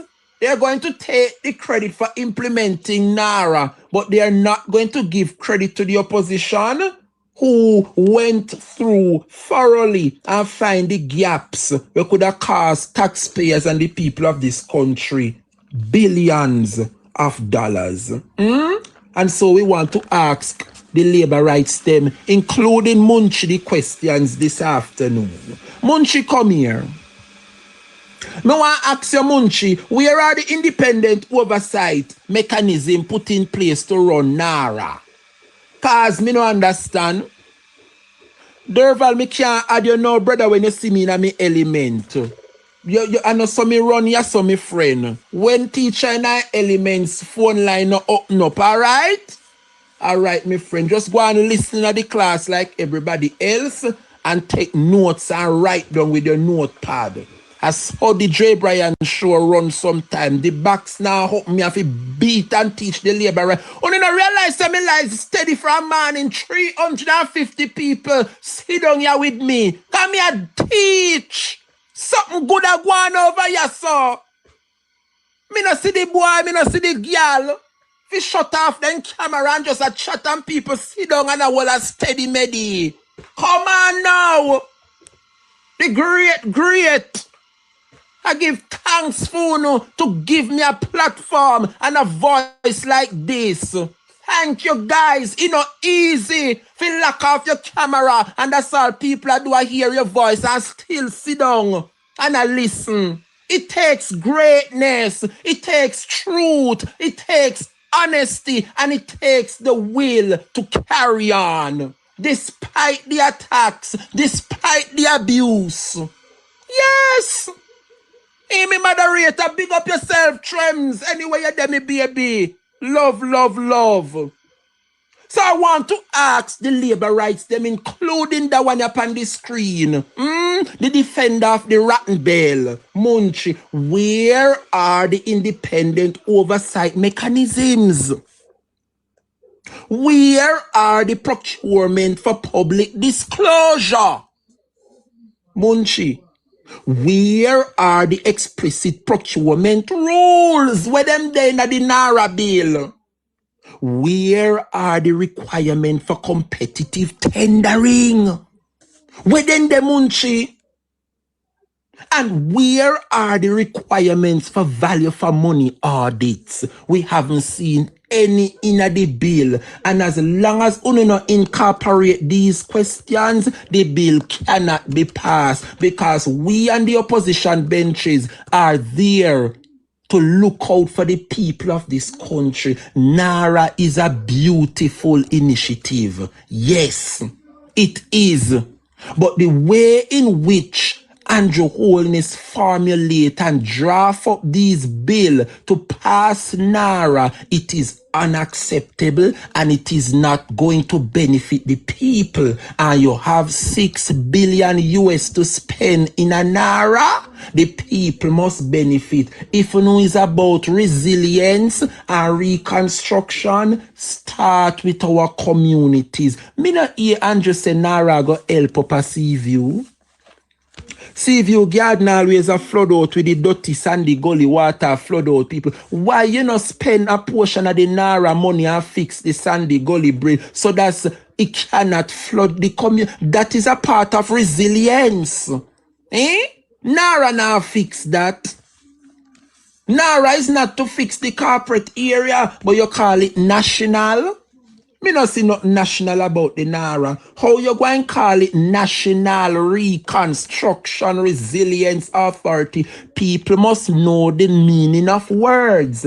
National mean in its entirety, nationally. That mean from Negril Point to Moran Point, right across the country, must benefit from NARA because it is a national body. You not go like me, because me say me you Munchi want me turn liar than thief and corrupt and scam and fraudulent like a uno. It not happen over here, so. No, me not compromise for uno. Can you imagine a former supreme judge? A former supreme judge had tell Munchi, say the bill rotten from top to bottom, and Munchi still sit down and advocate for the rotten bill for pass. And where them you come from? Simone James, 100% pure-hearted. Come here. Imagine Malahoo Fort, as much as we not like them, because them belong to the all, yeah. But at least the woman stand on principle. But you know the reason why? They're not used to it. They're not used to it, Jamaica. So that's why they come out and attack the woman. They're not used to the accountability. No, they don't. So they come out now and attack Malahoo Fort. How them dons. Because when they see the right, they don't acknowledge it. They don't know it. A national disgrace. Can you imagine? Munchi de pan platform at night time and defend the NARA bill, despite a former supreme judge. Remember Malahoo is a supreme parish judge, That means that all of them are bill where the parliament sign off. As a judge, she would be one of them with the panel as one of the chief justice. If you read this bill, so that if anybody come a court, she can have them ability to guide her, to hand down her judgment. Her Munchi sit down over there with them rotten bill from top to bottom and want come present it to the people. All when the farmer judge are telling us that the bill in its current state cannot be passed, you still abuse the woman. Where you come from? And Judge Davis over the pan, what they name Nenen? A launch attack on the woman, but how the woman go against party. You know figure say the woman not sit down in a dirty cabinet. How can she tell you what to do as she's not a part of the secrecy? When you are given the privilege to serve in the cabinet, you serve to hold secrecy. The Nara Rotten Bill was discussed behind closed door in the cabinet.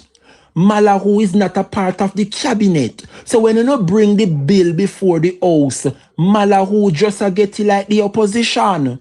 So she sit down and she do her job as a former judge to go through the rotten bill and find say the bill not turn good. The lady find say the bill not turn good, Munchi. So why you want the woman to compromise her good name? Eh? Can you imagine? Can you imagine Munchi B want the people them fi pay the CEO to be corrupt and then set him free? You pay the CEO, you know, capping salary, 500,000 a month. Eh? And when you rob up and thief the money down a Nara and we catch him with the public body them, like the Auditor General and the Integrity Commission catch him. Based on this Nara bill where Munchi a support. All they can do is ask him to resign. He cannot be brought before the court of law. And you want the opposition to sign pandemic rotten clause in a bill, you must be crazy. In Paula Sadler, Simone James, they must be crazy. How the good opposition fi attach themselves to them criminal elements here? Eh? The CEO, you know, then cap him salary, 500,000 a month. Yeah? But the staff them, for them salary must not cap, and the CEO is the one who appoints the workers. What can go so? So if him salary cap, the bill said the workers them salary must not be capped. Me not talk the little DB worker them we are go get the minimum wage. Me mean the top boy them in a the big office. For them salary no fi cap. So this a CEO you know in charge can hire him friend. Remember Andrew pilot disability, you know him Andrew now we appoint the CEO as one of him big labor right friend. Female labor right friend now as the CEO. I go link up him big top contractor them. Tell the contractor them to get 50 barefoot boy them in the different division and constituency. As so the labor rights them get them vote, you know, the hungry belly. Labor right. Yes, me labor right. Give me work, labor. I saw them operate, you know. I saw them get the vote. Hire them top contractor to give them the work. This bill cannot pass in the current state. As so we say and as so we mean. Mighty God of Daniel, when with the Jamaica Labour Party put the people of this country first. Eh? And the one Judge Davis over there, they launch attack pa Malawi Fort, all because the woman no compromise like a him. All because the woman no compromise like a him. In the nationwide, I bring down the woman. What is wrong with these labor rights? Them I no shame. Come here, Munchi, because I know say you little principle with you, because you was once a comrade. Come on, Munchi, top from defend the rotten bell. Stand on principle. This no look good, Jamaica. This don't look good. Malahu give them a shock yesterday. Then turn on upon the woman this morning. I cuss the woman about how the woman show Labour Party and the boss. And Munchi she come out to cuss the woman as a woman. Them you know no stand for principle, you know. They stand for party. That when them are suffer and dead. They rather sink their own sister and the country, but they hold up the party in arms. The truth must be told, Kidan. The truth must be told. Me say when I sit down and I hear Judge Davis, say the labor right, them a call down in phone in a meltdown. One kick out Malawi out of the party. Munchia, one of them, she first went in a meltdown. I bring down the woman nationally. Disgraceful. And say them a woman. Eh? Say them a woman. But you was a labor right. Eh? Come on, Munchi. Better than that, man. The time you take a bleach a night time. You don't take the time to go set two bath pan out a door and wash your head. Look how much rain a fall in a country. I when come from no Manchester. Look how much rain a fall down a Manchester. And night time when you dip on the life them, you don't go set two bath pan out a door and catch the water, soak your head. He handle McNabb. Handle a laugh. Look how much rain a fall a country. You there Manchester. The time you take for dip on the life them at night time a propagate the propaganda. You da set two bad pan out a door so you could holly water fi soak your head. Eh? You come on social media with the whole of your head and yam off with dandruff. Go set two bad pan man, rain a fall a country. This don't look good as a woman. You come across Malawi to speak the truth. How can you match yourself to a former Supreme Court House judge? The judge had tell you say the bill not turn good. Eh? When the PNP lick them with the facts, you want to see the old duns feather over there, they defend the Nara. Eh? Nara rat now no turn good from top to bottom and feather. Me say when Nara truth lick feather turn idiot thing over there they talk about the 10 commandments. Eh? Unu never listen to Parliament Tuesday. Me say when the Nara bill turn them in a idiot over there, feather him turn up and discuss the 10 commandments. Oh, they have no sense. They defend the old corruption. Anything to defend the old corrupt and the scamming. Remember Delroy and Donovan and the old boy, had them hold the secrecy for Andrew Shell Company, them, you know. So, of course, another one like Nara, they see the opportunity now for scam.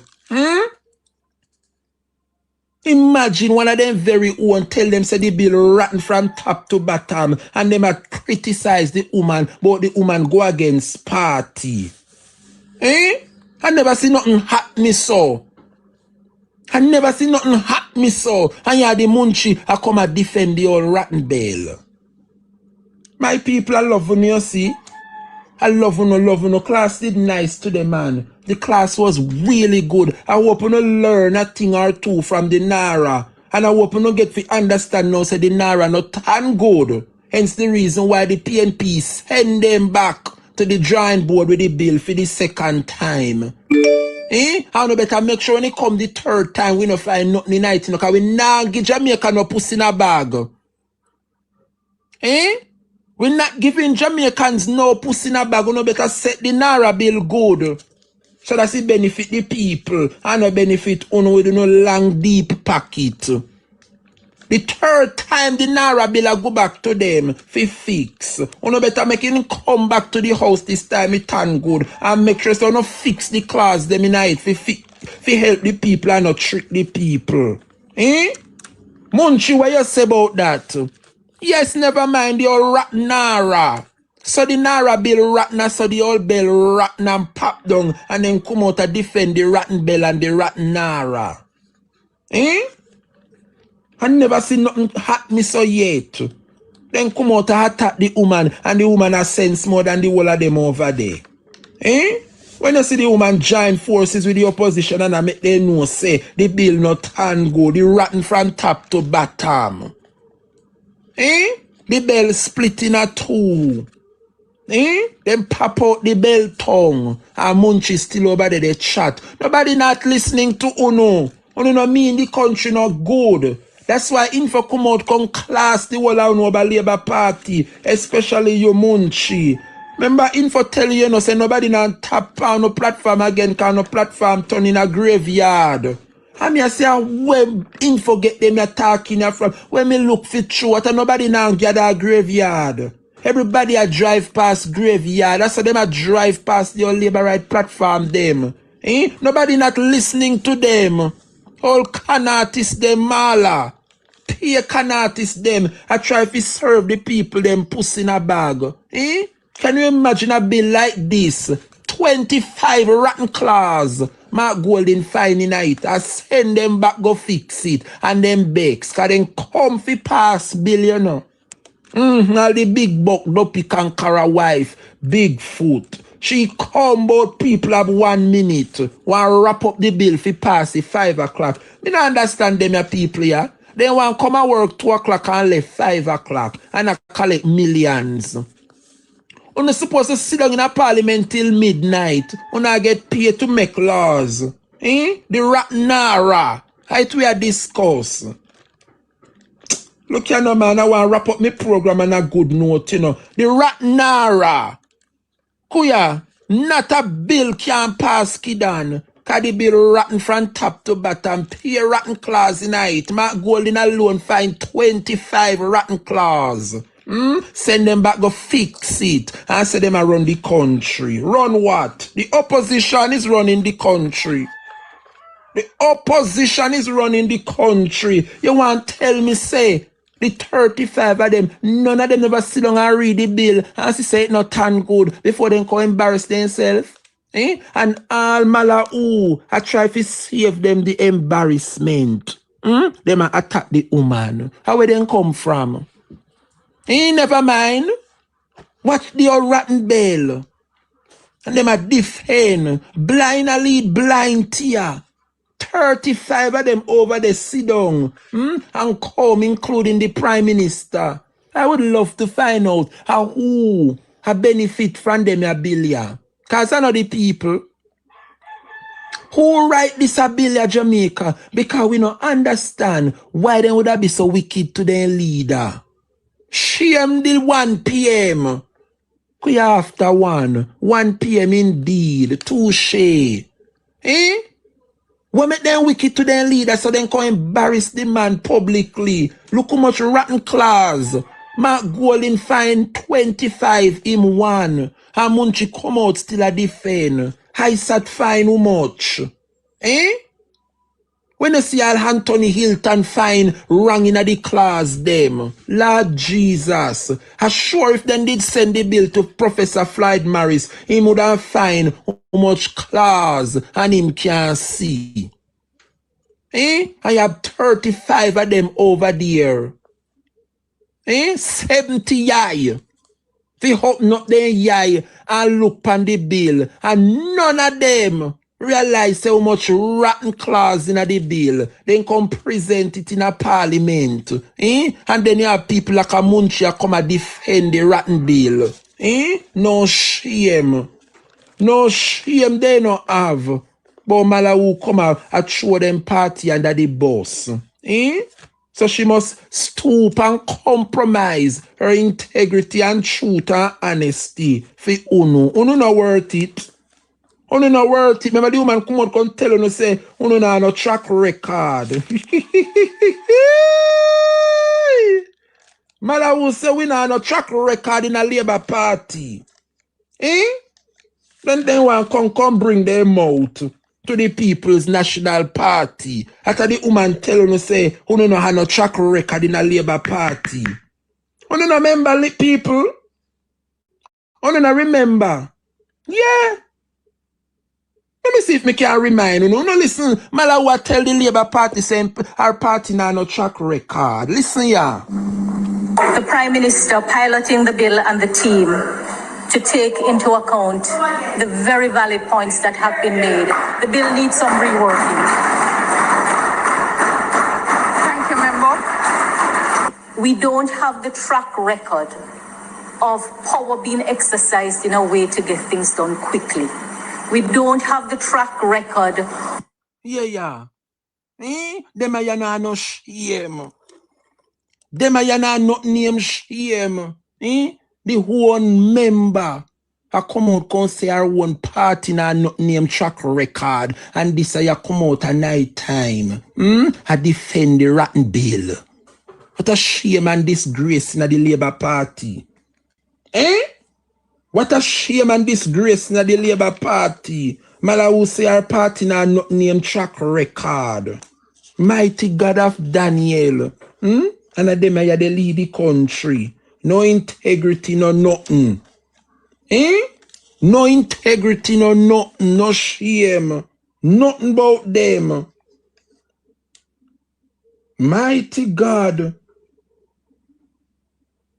So when I hear the woman come out and speak the truth, I said, that's right.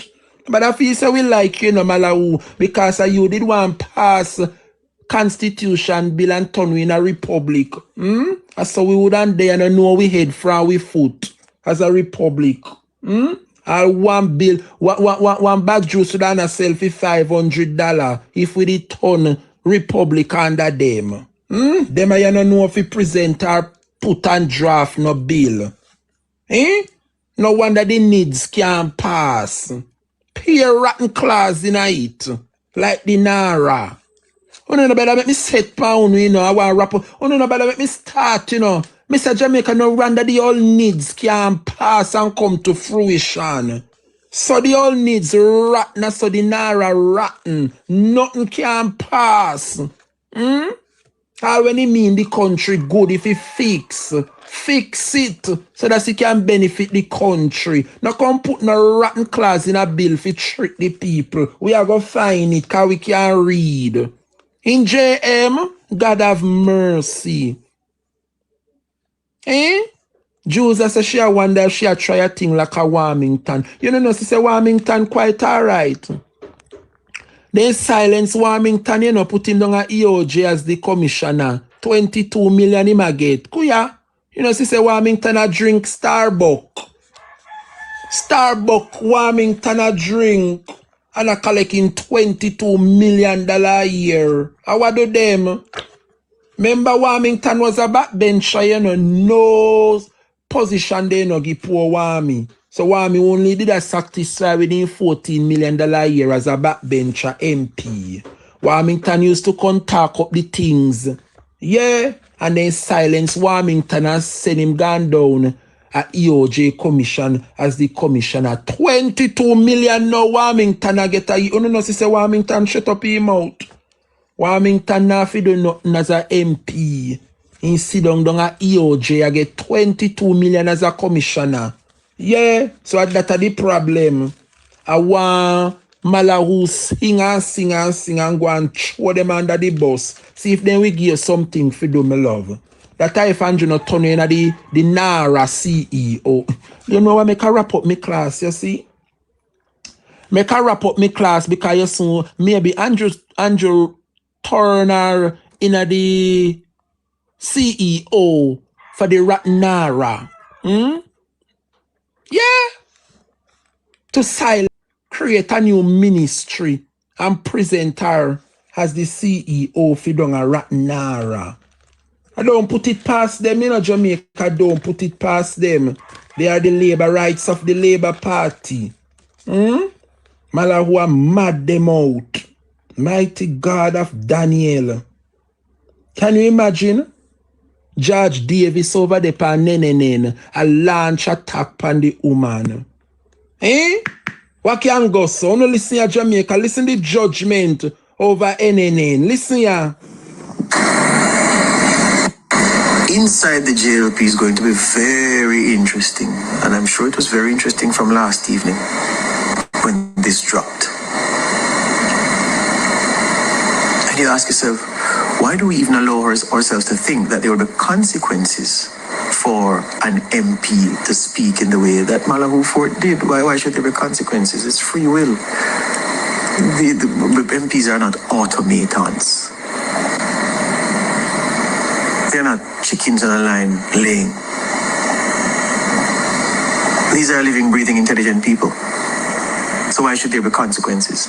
And then somebody else will say, but yes, the politics is so competitive that if you are willing to butt heads with your party and the government that you're a part of, well, the administration that you're a part of, like this, giving significant strength to an opposition that is breathing down the necks of the government where this Nara bill is concerned. you are effectively attempting to get the government out of being government. And you ought not to remain here. You should be ostracized until such time. Your days as an MP are numbered. I'm just giving you schools of thought on how different people will be approaching the situation today. How to feel about Madam Huford's intervention in the Parliament on the NARA bill? Well, what do you think? What do you say? You listen to that. A journalist launching a clear attack on the member for West Central St. James because she spoke the absolute truth. A good journalist, Jamaica, would have explained the loopholes in the bill. And of course, thank the member for seeing it. Now, so it go. If you had any iota of a good journalist and what a good journalist entails, what you should have done, George, is to explain the loopholes in the bill and thank the member for seeing it. But instead, George Davis, what George Davis did was to launch an attack. Yes, that's what he did, create the environment for persons to attack the lady for the truth. Tiptoe around the truth. Me say when I hear him, every decibel in his throat drop. George Richard, the penny high heart, he would have never thought that one of their own would have tell them the truth. Every decibel in his throat will drop. You know hear him? The Panamelo. The Panamelo. Kuyana make the labor right them stress me, you know. All me I do I encourage my party. Keep up the good work, Marky G. The labor rights shall know no peace in the third term, because them are wicked. And so, my lovely people, I am sure we, the people of Jamaica, we firmly commend the opposition. Yeah, we commend the opposition ministers for stepping in and preventing what could have become yet a major money heist from the Holness administration. Yeah, all disguised under the proposed NARA agenda. We thank the opposition.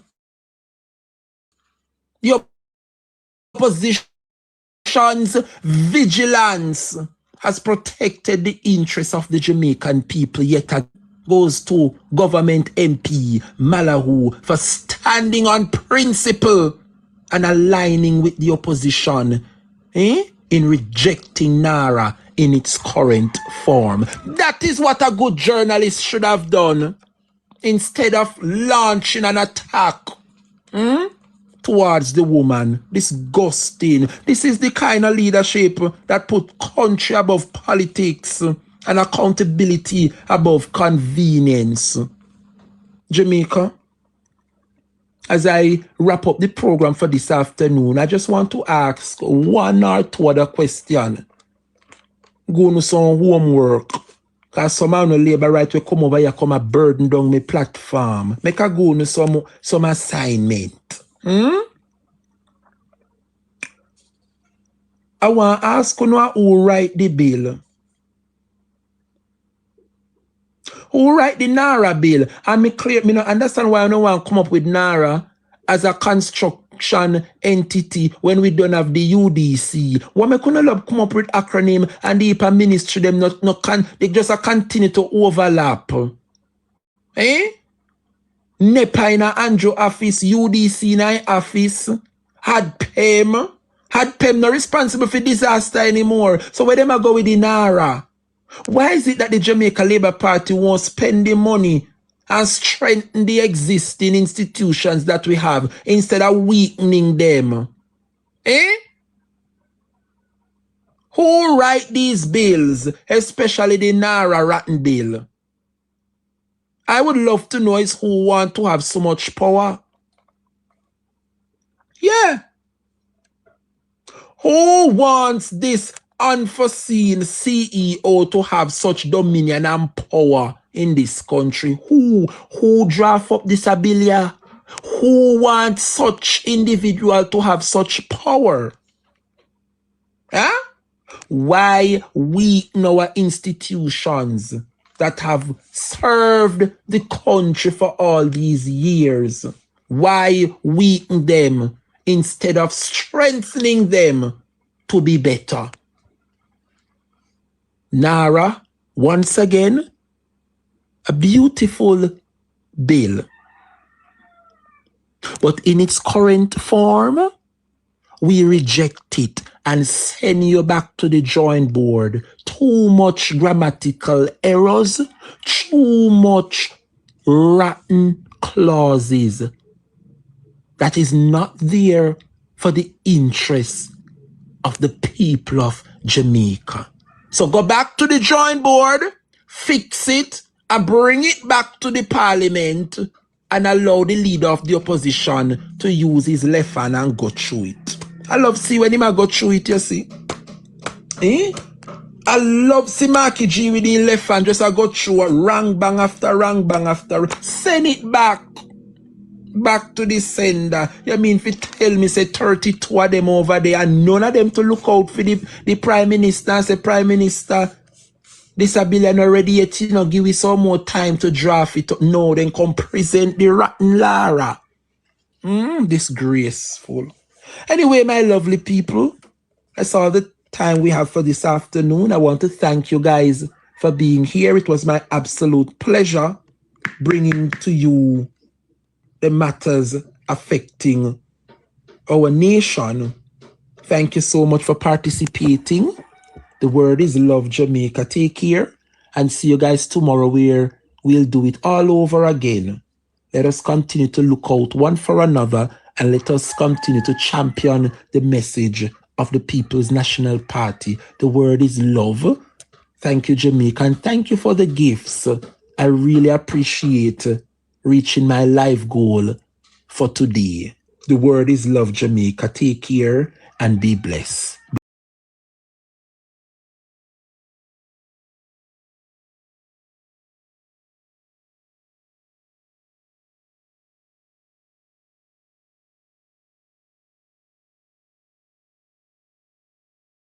I will be the strength that sustains you. When you feel like you cannot go on, I will be the power that moves you forward. The burdens you carry are not yours to bear alone. I am here, and I will carry them with you. You were never meant to face this world on your own. Lean on me, and know that I am always working for your good. No matter what comes, I will be with you, and we will make it through. I know that the road ahead may still have challenges, and there will be times when you feel weary again. But in those moments, return to these words. I am here closer than your next breath, always ready to comfort and guide you. Plans for you, for they are plans of hope, of restoration, and of a future filled with joy. You are stronger than you realize, and with me by your side, there is nothing you cannot overcome. Take heart, for I am with you always. Whenever you feel lost or uncertain, I am the unshakable foundation beneath your feet. I am the light that will lead you through every darkness, and the hope that will fill your heart, even when it seems empty. No matter how many times you fall, I will always be there to lift you up. No matter how deep the valley, I will walk through it with you. My love for you knows no limits, and it will never be exhausted. Hold on to me. I am always here, and that my plans for you are beautiful beyond anything you could imagine.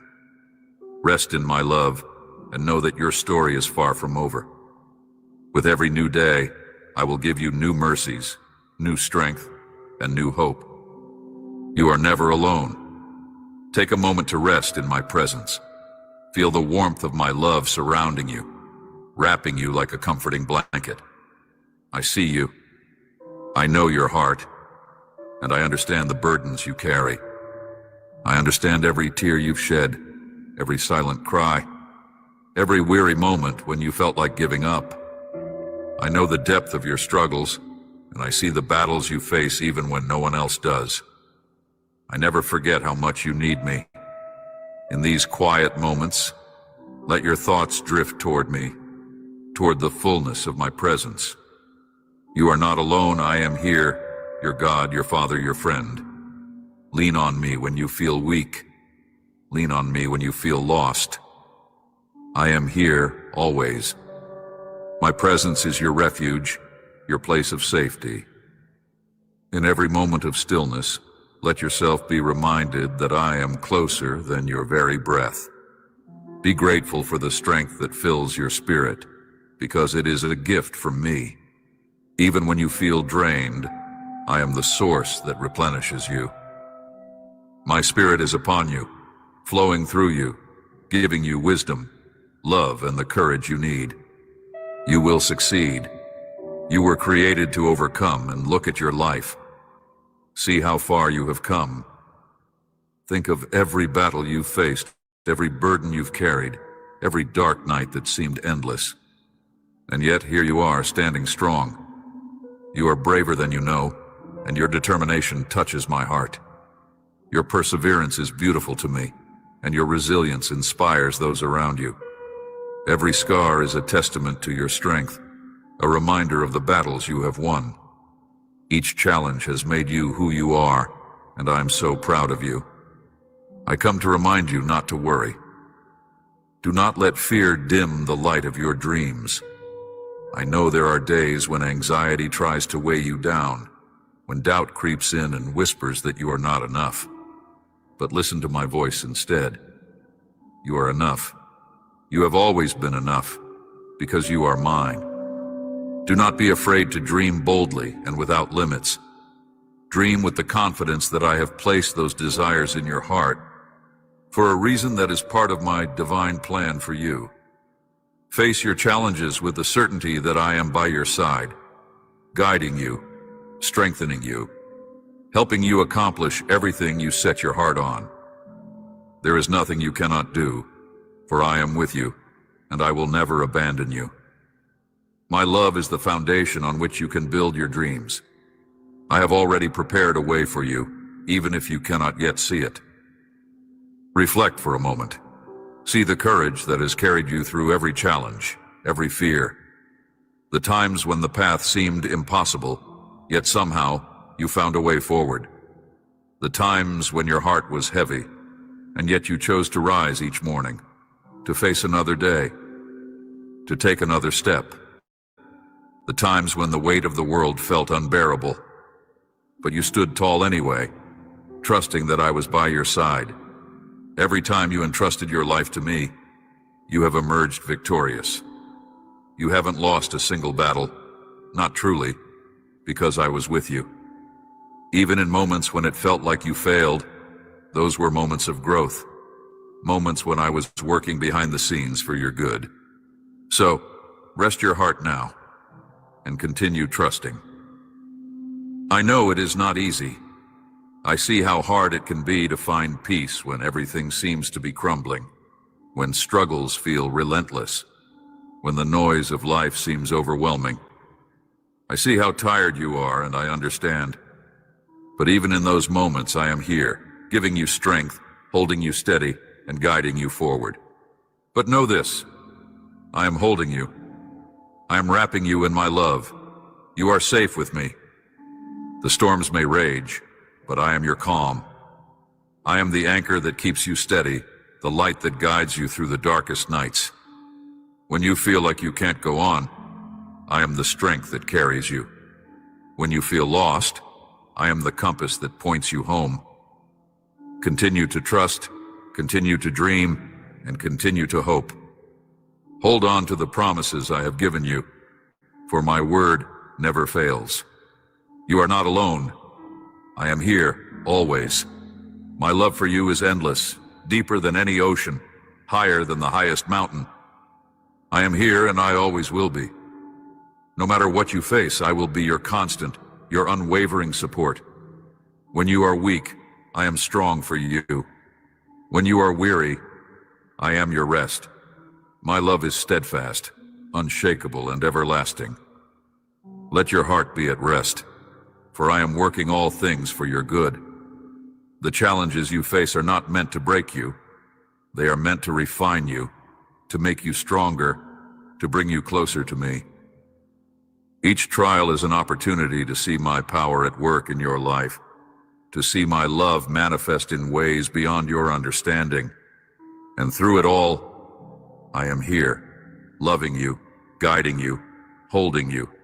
You are never alone. My arms are open wide, ready to catch you when you fall, ready to lift you when you are weary. Rest in my embrace, find peace in my love, and know that you are cherished beyond measure. You are, and I will never let you go. When you feel overwhelmed, come to me, and I will give you rest, a peace that will quiet your heart and renew your spirit. I will be your shelter, your place of peace. My love for you knows no bounds, and there is nothing that can separate you from it. You are my treasure, the delight of my heart, and I will never let you go. Trust in my timing, for I see the bigger picture that you cannot. Every delay, every setback, every closed door is part of my divine plan. I am orchestrating everything for your good. Know that I am preparing you for something greater, something beautiful that is yet to come. And until then, keep your heart open, keep your spirit at peace, and keep your faith unwavering. I am here with you in every moment, in every breath.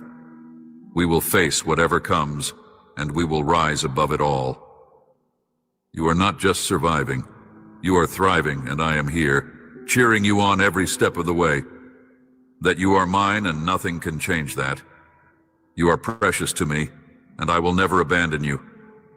So let go of your worries, let go of your fears, and rest in my love. I am here, and I always will be, now and forever. In those moments when the enemy whispers lies such as, "You are not enough," or "You are alone," close your ears to his deceit. Refuse to accept the threats that bring fear to your heart, for they are not from me. Keep walking. Hold on to my promises, like the promise that I will never leave you, and that I will always guide you, and know that you are profoundly loved. You are my cherished creation, and even before you took your first breath, I had a purpose, something extraordinary, planned for your life. I have shaped every moment, and I have orchestrated every detail of your journey. You are never alone, for I am watching over you without rest, with a love that never wavers and never ends. My love for you is endless, boundless, and unshakable, and there is nothing in this world that can change that. Do not let sadness take root in your heart, for I am here to fill it with joy. Joy that surpasses every sorrow, every fear, and every doubt. When darkness tries to invade, my light is always with you. Keep moving forward with eyes fixed in faith, for the victory I have prepared for you is certain. My plans for you are greater than anything you could ever dream of. They are filled with hope, blessings, and unending love. I love you, and I will remind you of this truth every single day. At dawn, when you wake, I will be there, whispering to your heart, breathing life into your spirit, renewing your hope, filling you with peace, and giving you strength for the journey ahead. When you seek me in prayer, when you come to me to pour out your soul, I will be by your side, wrapping you in my comforting presence. Even when exhaustion sets in and you struggle to hear my voice, I will keep speaking to you softly and persistently until your heart finds rest. My voice will be your guide, and my love will be the strength that carries you through. When you feel weary, when hope seems to slip away and every effort feels in vain, I will not leave you. In those moments when the world feels heavy, know that my arms are here to carry you. Even in your doubts, I am steadfast. My love is not conditional. It does not depend on your strength or on how you feel. It has persisted through your moments of fear, your weaknesses and your struggles, always remaining true and unwavering. I will not reject you for your weakness or despair. My love for you is unwavering and absolute. It cannot be denied, for it is for you, and it is my greatest desire that you believe in it, that you feel it deep in your soul. I want you to know that this love is eternal. It is my promise, my covenant with you. It is my mission that you understand it, that you feel it in every fiber of your being. Kneel before me in love, offer me your heart fully, and this is where miracles will begin, where the impossible becomes possible, and where my power can flow freely into your life. My love will take you beyond the limits of what you think is possible, beyond the fears that have held you back, and into a place of freedom and grace. I will never stop loving you, and I will never stop showing you my love. My love is a beacon that will guide you through every storm, a warmth that will embrace you during the coldest nights. When you are lost, I will be the light that shows you the way. When you are broken, I will be the healer that mends your soul, for I am always with you. I am your rock, your refuge, and your strength. Even when the world seems to crumble around you, I will remain unshakable. I will be your anchor, your solid ground. I will persist in reminding you that you are loved, that you are precious, and that you are never abandoned. My love will lift you up when you fall, and my grace will be your foundation when everything else seems unstable. When the dawn breaks, know that I am there, watching over you, celebrating your every step, no matter how small. You will feel my presence, and in your heart, you will hear my voice, gentle yet powerful, calling you to rise, to believe, to love. When you seek me with all your heart, you will find me, for I am always near, always waiting for you. Come to me, pour out your burdens, share your joys, and trust me with your fears. My love will fill every empty space, and my grace will carry you through every challenge. I am not just a distant presence. I am here, now, with you, holding you close, and I will never let you go. I am here to wipe away your tears, to lift you up when you stumble, and to remind you that there is always hope, no matter how dark the night may seem. You are my child, my treasure, and my delight. I want you to live in the fullness of my love, to experience the depth of my grace, and to walk in the victory I have already given you. When you bow your knees in love, when you surrender your heart to me, you invite my miracles into your life. This is where the true transformation begins. When your heart opens to me, and when you perfect plan. No matter where you are, no matter what you face, I will be there. My love will never fail you, and my promise to you will always remain true. I will always love you, and I will always be with you until the end of time and beyond. My love is not fleeting, it is not momentary, it is eternal, and it is yours forever. You are not alone, and you never will be.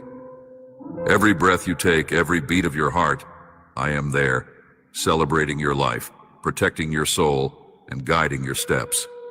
Let your heart be open to my presence. Let your spirit rest in the assurance of my love. Take time to meditate on my promises, or simply surrender your worries to me in prayer, allowing my peace to fill every corner of your heart. Even when challenges seem insurmountable, know that I am the one who overcomes them for you. When your strength fades, I will be your power. When your hope dims, I will be the flame that ignites it anew. I am here in every heartbeat, in every breath, and in every moment. You are never alone, for I am your eternal companion, your protector, and your loving Father. I will be the one to calm your storms, to silence the voices of fear, and to lead you into peace that surpasses understanding. For I will always be your unending source of hope, your unwavering pillar of love, and your eternal refuge. I will work wonders in your life if you truly believe in me today. I love you endlessly, with a love that knows no bounds and never fades. Today, I will lead you along paths of righteousness. I will guide you with care and purpose so you do not walk in darkness. I want you to feel my love surrounding you, my protection shielding you from harm. That's my desire for you. Your faith brings joy to me and fills my heart with delight. The way you is an offering of love before my throne, a gift that I cherish deeply. When you worship me, peace and strength pour into your soul, filling every part of you with hope and comfort. You are never alone, for I am always by your side, watching over you and leading you into the light. I know the burdens you carry, the fears that weigh on your heart, but I want you to release them to me. Let me carry them for you, and I will give you rest and peace beyond understanding. I will keep guiding you, step by step, through every season of your life. All you need to do is keep seeking me, even when the way seems unclear. Seek me in your prayers, in quiet moments of reflection, and in acts of kindness towards others. When you feel lost, look for me in the love and compassion that surrounds you, and you will find me there. These times are tough, but I will not abandon you. I am with you through every struggle, every trial, even when you feel weak, when your faith wavers, and you feel distant from me. Even then, I am right here, closer than your very breath. I will guide you through every storm. I will hold your hand, and if you stumble, I will lift you up and, if necessary, carry you in my arms until you regain your strength. My love is your refuge, my arms your shelter. I will never let you fall, for I am your strength when you have none left, and I will be your courage when fear threatens to overwhelm you. When tears fall, know that I am there to wipe them away. When you feel alone, my heart is always with you, and you are never truly by yourself. You have an inheritance that is meant for you in this life, a gift of blessings and peace, a love that will never fail you. I have placed you in a field of abundance, where love surrounds you like a shield, protecting you through every season and every storm. I want you to feel cherished, deeply known and safe. I am uprooting the seeds of loneliness that have been sown in your heart, erasing that emptiness, and stilling the fear that something dark is always just around the corner. My love is not distant or conditional. It is unwavering, like the rising sun each morning. You are not alone, and you never will be, for I have called you my own. I have watched over you from the moment you were formed, and my heart delights in you as you grow into who you were meant to be. My love reaches into every corner of your life, filling the empty spaces and making you whole again. If your heart has been broken by betrayal, if you found yourself lost, tears flowing, and your spirit weary, know that my glory is now wrapping around you. I have come to you with tenderness, to mend the fractures, to speak softly to your soul, to wipe away the dust from your journey, and to lead you into the radiant future I have prepared. I am here to bind up the broken places, to take away your sorrow, and to breathe new life into the places that have grown weary. It's time to release those who did not recognize your worth. Instead of dwelling on the pain, focus on the healing that is now beginning in your heart. If they left, let them go. If they wish to return, be wise. Guard your heart. Not everyone who reaches out deserves a place inside. You deserve those who see the beauty within you, those who honor the depths of your spirit and the light you carry. Your value is beyond what others could not see. It is immeasurable, crafted by my hand. I have seen every tear you've shed, and each one has been precious to me. They have not been in vain, for I will use them to water the seeds of new joy in your life. Even when it feels like you are standing at the edge of all you know, I am with you. I am the voice that whispers hope in the silence, the presence that lifts you when you can no longer lift yourself. I want you to. I am working all things for your good, even the pain, even the moments that have left you breathless. You are, and I will not abandon you. Let your heart find rest in my promises, for I am faithful, and I am for you. You are destined for joy, for love, and for a life filled with meaning and purpose. Take courage, and hold on to my hand as I lead you forward, step by step, into a future that is more beautiful than you can dream. There will be moments of unexpected grace, blessings that catch you by surprise, and doors that open that you never imagined would. I am working behind the scenes, crafting a masterpiece out of your life, using every detail, both the joys and the sorrows, to create something beautiful. Trust me, for I know the plans I have for you, plans to give you hope and a future. You are stronger than you know, and you are not defined by the wounds of the past. Instead, you are defined by my love for you, a love that never wavers, never grows weary. My plans for you are good, and my heart for you is filled with love beyond measure. In your moments of weakness, lean on me. When the nights feel long and the days seem endless, I am by your side. I will be your strength, your shield, your comfort.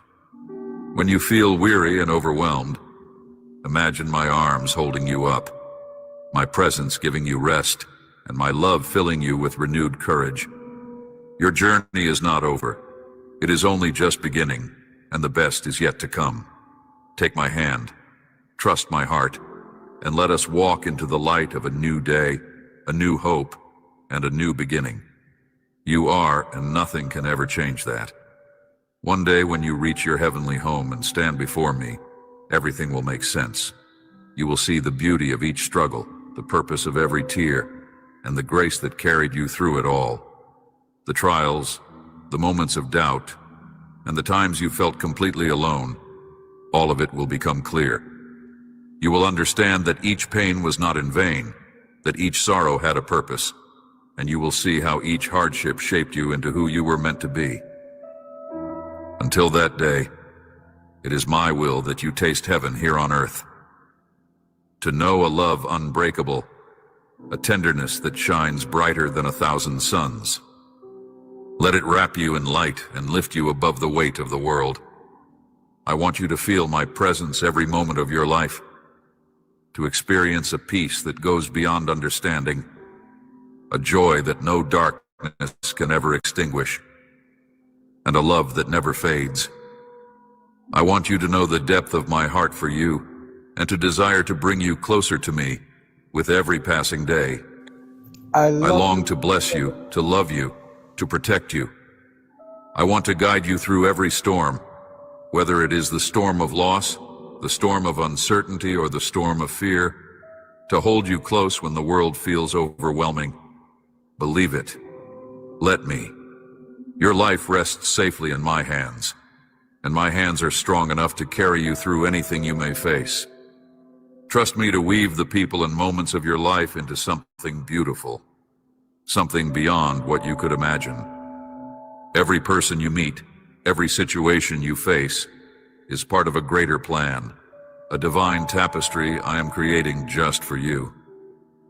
I never intended for you to walk this world lonely, burdened with anxiety and fear. My heart breaks for every moment you have felt lost, every night you have cried out in despair, for every time you have questioned if anyone truly cares. I am with you, always. I am your comfort, your shield, and your everlasting support. Do not be afraid. Do not cling to what is temporary, for all earthly things will fade away. Instead, cling to me, for I am eternal, and my love for you will never waver. As long as you have breath, you hold so much more than mere hope. You hold the promise of my love, my guidance, and my unwavering presence. With faith, doors will open, and miracles, true, unexplainable miracles, will unfold before you. and watch as I transform your life in ways you never thought possible, in ways that exceed all your dreams and expectations. You are destined for more, for a life filled with purpose, beauty, and joy. You are loved, and you are never alone. You are cherished beyond measure, precious in my eyes, and your worth is far greater than you can imagine.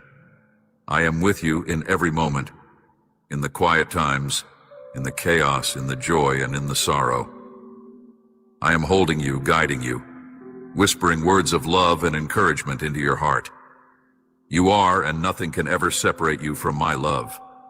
Lean on me and know that I am working all things for your good. I see your heart. I see your struggles. And I am here to carry you when you feel you cannot take another step. I am here to lift you when you fall, to give you strength when you are weary, and to fill you with my love when you feel empty. You are never beyond my reach, never beyond my love. Rest in me, for I am with you always. Amen.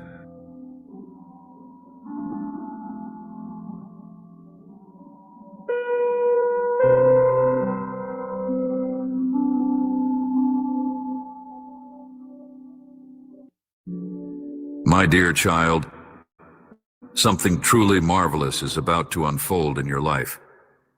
Ready your heart, listen closely to my voice, and take heed of my guidance. A significant event, a magnificent breakthrough that you have patiently awaited with steadfast faith, is on the horizon. A dream deeply rooted in your heart. Thus I encourage you today, prepare yourself. Gear up to embrace the blessings you have been anticipating. Open your heart wide to receive all that I have meticulously arranged for you, for your faithful prayers have indeed reached my ears. Now is the time for you to be showered with profound and wonderful blessings. This is your time, my beloved, your season of grace. I am set to honor your diligence and sacrifices. From this moment forward, your life will undergo a remarkable transformation. You are to become a vivid reflection of my love and might, as I am ready to manifest miracles in your life. The blessings on their way to you will encompass more than just material wealth. They will enrich your spirit, fulfilling your soul and appointing you as a bearer of justice, to spread hope to the less fortunate, proclaim freedom for the bound, and uplift the downtrodden. However, remain vigilant, my child, for while extraordinary events are aligning for you, it does not signify an end to challenges and trials. Recall that each hurdle is a stepping stone for growth, fortifying your spirit, and each trial is a chance to exhibit your unwavering faith and allegiance to me. Therefore, never waver in your hope or doubt. My boundless love and mercy. Stand firm, persist